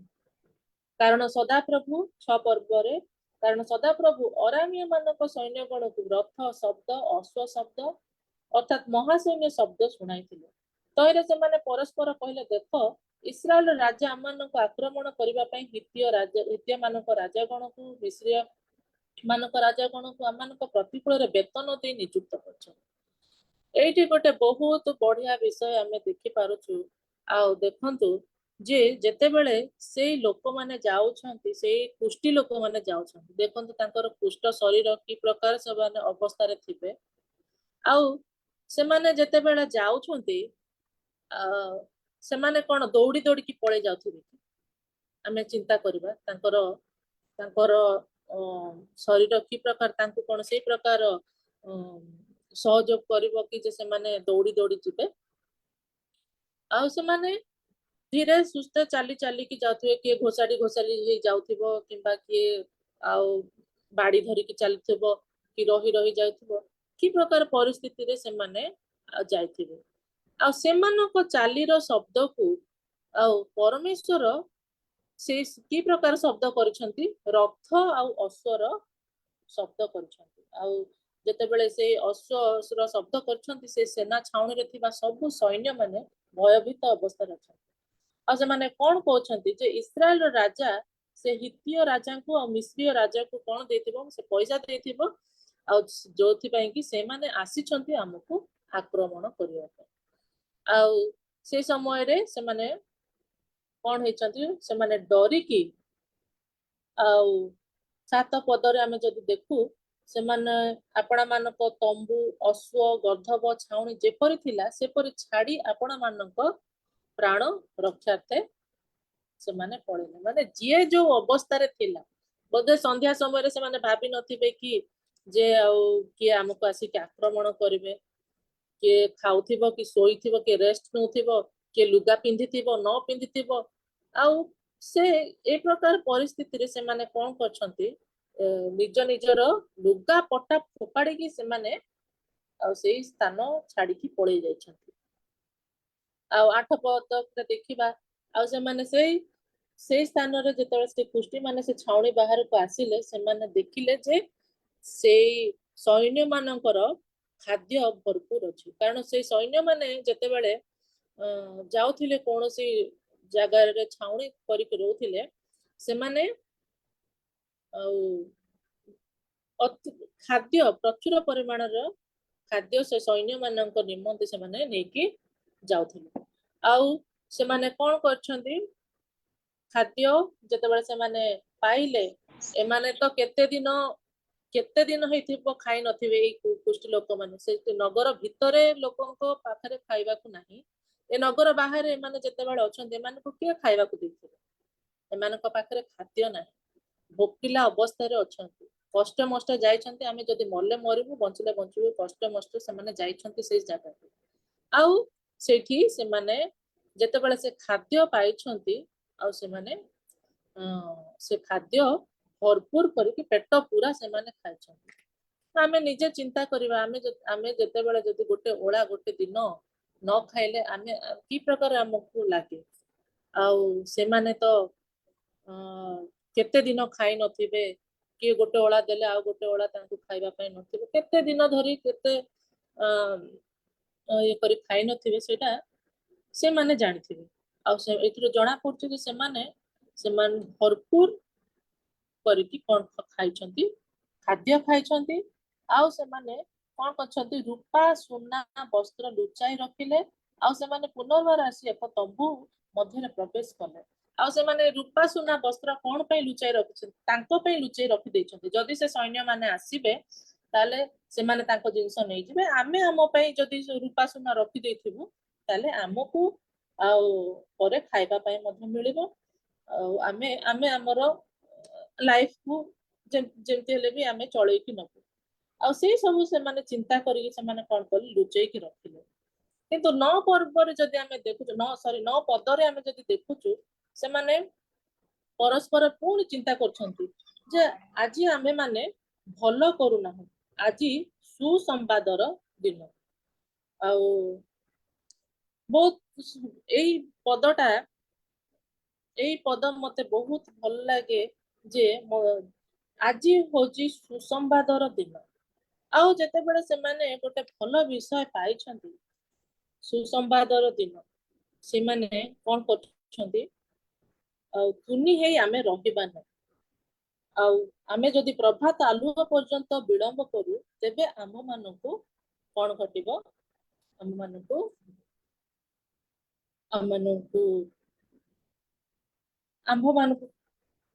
ଦଣ୍ଡ ଘଟିବ। ଆଉ 7-9 ପଦରେ ଲେଖାଯାଇଛି ଯେ ଆଜିର ଦିନ ହଉଛି ସୁସମ୍ବାଦର ଦିନ। ଆଉ ଯେତେବେଳେ ଆମେ ଈଶ୍ୱରଙ୍କର ପ୍ରେମକୁ ପାଉ, ଆଉ ଈଶ୍ୱରଙ୍କର ଅନୁଗ୍ରହକୁ ଆମେ ପାଉ, ଯେ ସେଇଦିନ ସେଇ ଖ୍ରୀଷ୍ଟି ଲୋକମାନେ ଯେତେବେଳେ ଈଶ୍ୱରଙ୍କର ଅନୁଗ୍ରହକୁ ପାଇଲେ, ସେମାନେ କହିଲେ ଆଜି ଆମେ ତୁନି ହେଇ ରହିବୁନି। ଆଉ ଆମେ ଯେତେବେଳେ ଈଶ୍ୱରଙ୍କର ପ୍ରେମକୁ ପାଉ, କି ଯେକୌଣସି ଲୋକ ଯେତେବେଳେ ଈଶ୍ୱରଙ୍କର ପ୍ରେମ ଅନୁଗ୍ରହକୁ ପାଏ, ସେ କେବେ ବି ପରିତ୍ରାଣକୁ ପାଏ, ସେ କେବେ ବି ଚୁପ୍ ହେଇକି ରହିପାରିବ। ଆଉ ଆମେ ନୂତନ ନିୟମରେ ଦେଖିଛୁ ଯେ ଆଉ ସମୀରଣୀୟ ସ୍ତ୍ରୀର ଜୀବନ କି ପ୍ରକାର ଥିଲା। ତାର ସମାଜରେ ତାର କିଛି ବି ତାର ସମ୍ମାନ ନଥିଲା। ଆଉ ସେ ହୁଏତ ଜଣେ କହୁଥିଲେ ଏପରିକି ସେ ଏପରି ସମୟରେ ହୁଏତ ଯାଉଥିବ କୂଅକୁ ପାଣି ଆଣିବା ପାଇଁ, ଆଉ ଯୋଉ ସମୟରେ କି ତାକୁ କେହି ନ ଦେଖନ୍ତି, କେହି ତାକୁ ମାନେ ନିନ୍ଦା ନ କରନ୍ତି, କ୍ରିଟିସାଇଜ ନ କରନ୍ତି, ଏହିପରି ସମୟରେ ସେ ଲୁଚିକି ଯାଉଥିବ। ଆଉ ତାର ଯୋଉ ପ୍ରକାର ପରିସ୍ଥିତି ହେଇଥିବ। ଆଉ କିନ୍ତୁ ପ୍ରଭୁ ଯୀଶୁ ଯେତେବେଳେ ତାଙ୍କ ସହିତ ଦେଖାହେଲେ, ସେ ସମୀରଣୀୟ ସ୍ତ୍ରୀଙ୍କ ସହିତ ଦେଖାହେଲେ, ଆଉ ସେ କଣ କଲେ ନା ମୁଁ ଜଣଙ୍କ ସହିତ ଦେଖା ହେଇଛି। ସେ ଧାଇଁକି ଯାଇକି କହିଲେ ମୁଁ ଜଣଙ୍କର ଦେଖା ପାଇଛି, ଆଉ ସେ କେଜାଣି ଖ୍ରୀଷ୍ଟ ହେବେ ପରା। ଆମେ ସେଟା ପାଇବା ଯୋହନ 4:28 ପଦରେ। ଆଉ ପଢିବା ନାହିଁ, ଯୋହନ 4:28 ପଦରେ ଲେଖା ହେଇଛି ଯେ ଆଉ ଯେତେବେଳେ ସେ ସମୀରଣୀୟ ସ୍ତ୍ରୀ ଖ୍ରୀଷ୍ଟଙ୍କର ପ୍ରେମକୁ ପାଇଛି, ଆଉ ସିଏ ନିଜ ଭିତରେ ସେ କଣ କରିପାରିନି, ସେ ରଖିପାରିନି। ସେ ପ୍ରକାର ଆମେ ଅନେକଙ୍କ ଉଦାହରଣ ଦେଖିବା ବାଇବେଲରେ। ଯକ୍ଷ ଯେତେବେଳେ ସେ ଈଶ୍ୱରଙ୍କର ଅନୁଗ୍ରହକୁ ପାଇଲା, ସେ କଣ କଲା, ସେ ଭୋଜ ଗୋଟେ ପ୍ରସ୍ତୁତ କଲା। ଆଉ ଭୋଜ ପ୍ରସ୍ତୁତ କଲା ପରେ ସେ ଆଉ କହୁଛି ମୁଁ ଯୋଉଟା ଅନ୍ୟାୟରେ ଆଣିଛି ମୁଁ 4 ଗୁଣରେ ତାହା ଫେରେଇଦେବି। ଆଉ ଯେତେବେଳେ ଜଣେ ଈଶ୍ୱରଙ୍କ ପ୍ରେମକୁ ପାଏ, ସେ ନିଜର ଭୁଲ ନିଜେ ଦେଖିପାରିବ। ଆଉ ସେ ଯାହା ଭୁଲ କରିଥିଲା ସେ ସେତେବେଳେ ସେ ସ୍ୱୀକାର କଲା, କହିଲା ମୁଁ ଯାହା ଆଣିଛି 4 ଗୁଣରେ ତାହା ଫେରେଇଦେବି। ଆଉ ସେ ପ୍ରକାର ପାଉଲ ମଧ୍ୟ ଯେତେବେଳେ ସାଉଲ ଥିଲେ, ଆଉ ପାଉଲ ଯେତେବେଳେ ପ୍ରଭୁ ଯୀଶୁଙ୍କର ଦେଖା ପାଇଲେ, ଆଉ ସେ ବି କଣ କଲେ, ନିଜର ସମସ୍ତ ପଦବୀ ସବୁ ଛାଡି ସେ ପ୍ରଭୁ ଯୀଶୁଙ୍କର ଅନୁକାରୀ ହେଲେ। ସେଟା ଆମେ ଭଲ ଭାବରେ ଜାଣିଛୁ। ସେ କି ପ୍ରକାର ତାଙ୍କ ନିମନ୍ତେ ଆଉ ମାଡ ଖାଇଛନ୍ତି, ବେତ୍ରାଘାତ ପାଇଛନ୍ତି, କଷ୍ଟ ସହିଛନ୍ତି, ଆଉ ବିନା ଖାଦ୍ୟ, ବିନା ବସ୍ତ୍ର, ଏ ପ୍ରକାର ବିଭିନ୍ନ ପ୍ରକାର ତାଙ୍କର ମିଶନାରୀ ଯାତ୍ରା ଗୁଡାକ ଆମେ ଜାଣିଛୁ। ଆଉ ଯେତେବେଳେ ଈଶ୍ୱରଙ୍କର ପ୍ରେମ ଅନୁଗ୍ରହ ପରିତ୍ରାଣକୁ ଜଣେ ପାଏ, ସେ ନିଜ ମଧ୍ୟରେ କେବେ ବି ଲୁଚେଇ ରଖିପାରିବ ନାହିଁ। ଆଜି ଆମମାନଙ୍କ ନିମନ୍ତେ ଗୋଟେ ସୁସମ୍ବାଦର ଦିନ। ଆମେ ମଧ୍ୟ ଆଜି ଆମେ ଈଶ୍ୱରଙ୍କର ପ୍ରେମକୁ ପାଇଛୁ। ମୁଁ ବିଶ୍ୱାସ କରୁଛି ଏଇଠାରେ ଜଡିତ ଯେତେ ଜଣ ଅଛନ୍ତି, ଆମେ ପ୍ରତ୍ୟେକ ଈଶ୍ୱରଙ୍କର ପ୍ରେମକୁ ଅନୁଗ୍ରହକୁ ପାଇଛୁ। ତାହା ଆଜି ଆମ ନିଜ ଭିତରେ ଆମେ ସୀମିତ କରିକି ରଖିଛୁ ନା ଆମେ ଆଜି ଅନ୍ୟମାନଙ୍କୁ ଆଜି ଆମେ କହୁଛୁ ପ୍ରଭୁଙ୍କର ପ୍ରେମ ପ୍ରଭୁଙ୍କର ଅନୁଗ୍ରହକୁ ଆମେ ଆଜି ଅନ୍ୟମାନଙ୍କୁ କହୁଛୁ। ଯେ ପର୍ଯ୍ୟନ୍ତ ଆମେ ଈଶ୍ୱରଙ୍କ ପ୍ରେମକୁ ଚାଖିନୁ ସେ ପର୍ଯ୍ୟନ୍ତ ଆମେ ଅନ୍ୟମାନଙ୍କୁ କହିପାରିବା ନାହିଁ। ଗୋଟେ ଫଳ ଯେମିତି ଚାଖିଲେ ଆମେ ମିଠା କି ଖଟା କି ପିତା କଷା ସେଟା କହିପାରିବା, ସେମିତି ଈଶ୍ୱରଙ୍କ ପ୍ରେମ ହଉଛି ସେଇଭଳିଆ ଗୋଟେ ଜିନିଷ ଆମେ ନିଜେ ବ୍ୟକ୍ତିଗତ ଭାବେ ଯେ ପର୍ଯ୍ୟନ୍ତ ଆମେ ଚାଖିନୁ ସେ ପର୍ଯ୍ୟନ୍ତ ଆମେ କହିପାରିବା ନାହିଁ। ଆଉ ତାପରେ କଣ ହେଇଛି, ସେମାନେ କହିଲେ ନାଇଁ ଆମେ ଉଠିବା ଆମେ ଯିବା କହିବା ଈଶ୍ୱର ଆଜି କି ପ୍ରକାର ଆମେ ଖାଦ୍ୟ ପାଇଛୁ ଆଉ ଏସବୁ ଆମେ ଯଦି ନ କହିବା ତାହେଲେ ଆମେ ଦଣ୍ଡ ପାଇବା। ତେଣୁ ସେମାନେ କଣ କଲେ, ଯାଇକି 10 ପଦରେ ସେମାନେ ଯାଇକି ସେଇ ଦ୍ୱାରୀକୁ ଡାକିଲେ। ଦ୍ୱାରୀକୁ କଣ ପାଇଁ ଡାକିଲେ? ସେମାନେ ତ ନଗର ଭିତରେ ସେମାନଙ୍କୁ ପ୍ରବେଶ କରିବାକୁ ମନା, ଆଉ ସେମାନେ ସେଥିପାଇଁ ସେ ଦ୍ୱାରୀକୁ ଡାକିଲେ। ଆଉ ଦ୍ୱାରୀ ଆଉ ଯେତେବେଳେ ଆସିଲେ ଦ୍ୱାରୀ ଯାଇକି ରାଜଗୃହରେ କହିଲେ, ଆଉ ରାଜାଙ୍କୁ କହିଲେ ତା ପରେ ପରେ ସବୁ ଲେଖା ହେଇଛି। ଆଉ ରାଜାଙ୍କୁ କହିଲେ, ଆଉ ରାଜା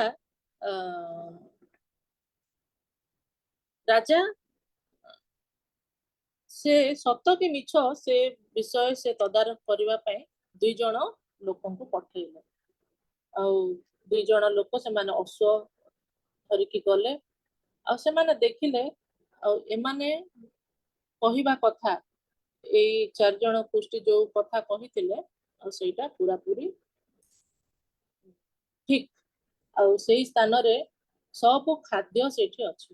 ସେ ଲୋକମାନେ 15 ପଦ ଯଦି ଆମେ ଦେଖୁଛୁ 15 ପଦରେ ତ ସେମାନେ ଜର୍ଦ୍ଦନ ପର୍ଯ୍ୟନ୍ତ ସେମାନଙ୍କ ପଛେ ପଛେ ଗଲେ। ଆଉ ଦେଖ ଅରାମୀୟ ମାନେ ତରତର ହୋଇ ଯାହା ପକାଇଦେଇ ମାନେ ସେମାନେ ଭୟରେ ସେମାନେ କଣ କରିଛନ୍ତି, ସବୁ ଜିନିଷ ପକେଇ ଦେଇ ପଳେଇଛନ୍ତି। ତାଙ୍କର ମାନେ ସେ ଯୋଉ ରାସ୍ତାରେ ଧାଇଁକି ଯାଇଛନ୍ତି ସେଇ ରାସ୍ତାରେ ସେମାନଙ୍କର ବସ୍ତ୍ର ଆଉ ପାତ୍ରାଦି ମାନେ ପାତ୍ର ଗୁଡିକ ସମସ୍ତ ପଥ ପୂର୍ଣ୍ଣ ଥିଲା। ଆଉ ସେ ସମସ୍ତ ଜିନିଷ ଗୁଡାକ ସେମାନେ ଯାହା ଧରିକି ନିଜ ପ୍ରାଣକୁ ବଞ୍ଚେଇ ଯିବେ ବୋଲିକି ଗଲେ ସେ ସବୁ ଛାଡି ଦେଇକି ସେମାନେ ପଳେଇଛନ୍ତି। ଆଉ ତହିଁରେ ଲୋକମାନେ ବାହାରକୁ ଯାଇ ଅରାମୀୟ ମାନଙ୍କ ଛାଉଣି ଲୁଟ କଲେ। ଯେତେବେଳେ ଲୋକମାନଙ୍କ ପାଖକୁ ସେ ଖବର ପହଞ୍ଚିଲା ଆଉ ସେମାନେ ସେଇ ତାଙ୍କର ଛାଉଣି ପୁରା ଲୁଟ କଲେ। ଆଉ ସଦାପ୍ରଭୁଙ୍କ ବାକ୍ୟାନୁସାରେ ଆଉ 1 ପଶୁରୀ ସରୁ ମଇଦା 1 ମୁଠା ମଇଦା 1 ସେକଲରେ ଆଉ 2 ମୁଠା ଜବ 1 ସେକଲରେ ବିକ୍ରି କରାଗଲା। ଆଉ ଯେତେବେଳେ ବିକ୍ରି କରାଗଲା 17 ପଦରେ ଆମେ ଦେଖୁଛୁ, ଯେତେବେଳେ ରାଜା ଯେଉଁ ସେନାପତି ହସ୍ତରେ ନିର୍ଭର କରିଥିଲେ ତାହାକୁ ନଗର ଦ୍ୱାର ରଖିବା ପାଇଁ ନିଯୁକ୍ତ କଲେ, ଏଥିରେ ଲୋକମାନେ ନଗର ଦ୍ୱାରରେ ତାହାକୁ ଦଳି ପକାଇଲେ। ଯଦି ଆପଣ ମାନେ ସେଇ ଆଉ ଫଟୋ ଦେଖି ପାରୁଥିବେ ଦେଖନ୍ତୁ ସେଠି କେମିତି ସେ ଯୋଉ ସେନାପତି କହିଥିଲା ସେ ତଳେ ପଡିଛି ଆଉ ଲୋକମାନେ ତାକୁ ଦଳି ପଳେଇ ଯାଉଛନ୍ତି। ଆଉ ସେ ପରମେଶ୍ୱରଙ୍କ ଲୋକ ତାଙ୍କୁ ଯେପରି କହିଥିଲେ ତଦନୁସାରେ ସେ ମଲା। ଆଉ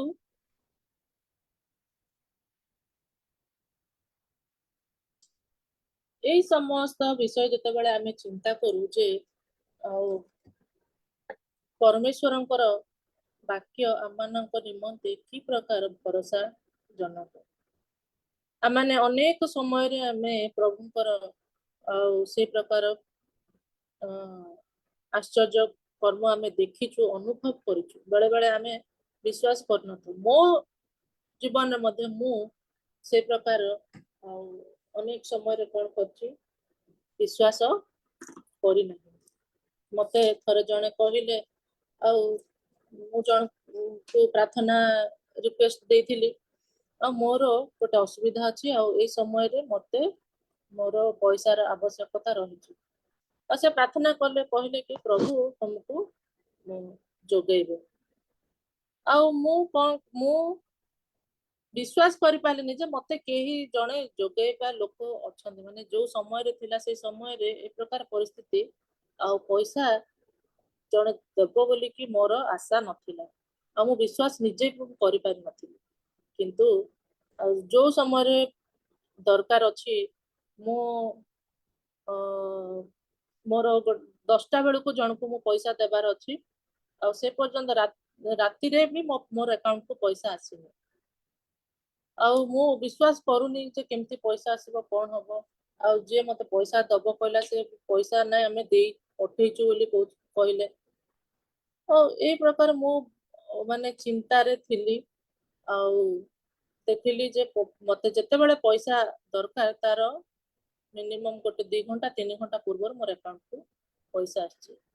ଆଉ କୋଉ ପ୍ରକାର ଆଶ୍ଚର୍ଯ୍ୟ ଭାବରେ ସେ ପଇସା ଆସିଲା ଆଉ ସେଇଟା ମୁଁ ନିଜେ ଅନୁଭବ କଲି ଯେ ଈଶ୍ୱରଙ୍କ ନିକଟରେ ଆମେ ଯେତେବେଳେ ବିଶ୍ୱାସ କରୁ, ଆମେ ପ୍ରାର୍ଥନାରେ ମାଗୁ କୌଣସି ବିଷୟ, ସେ ଆମମାନଙ୍କୁ ସାହାଯ୍ୟ କରନ୍ତି।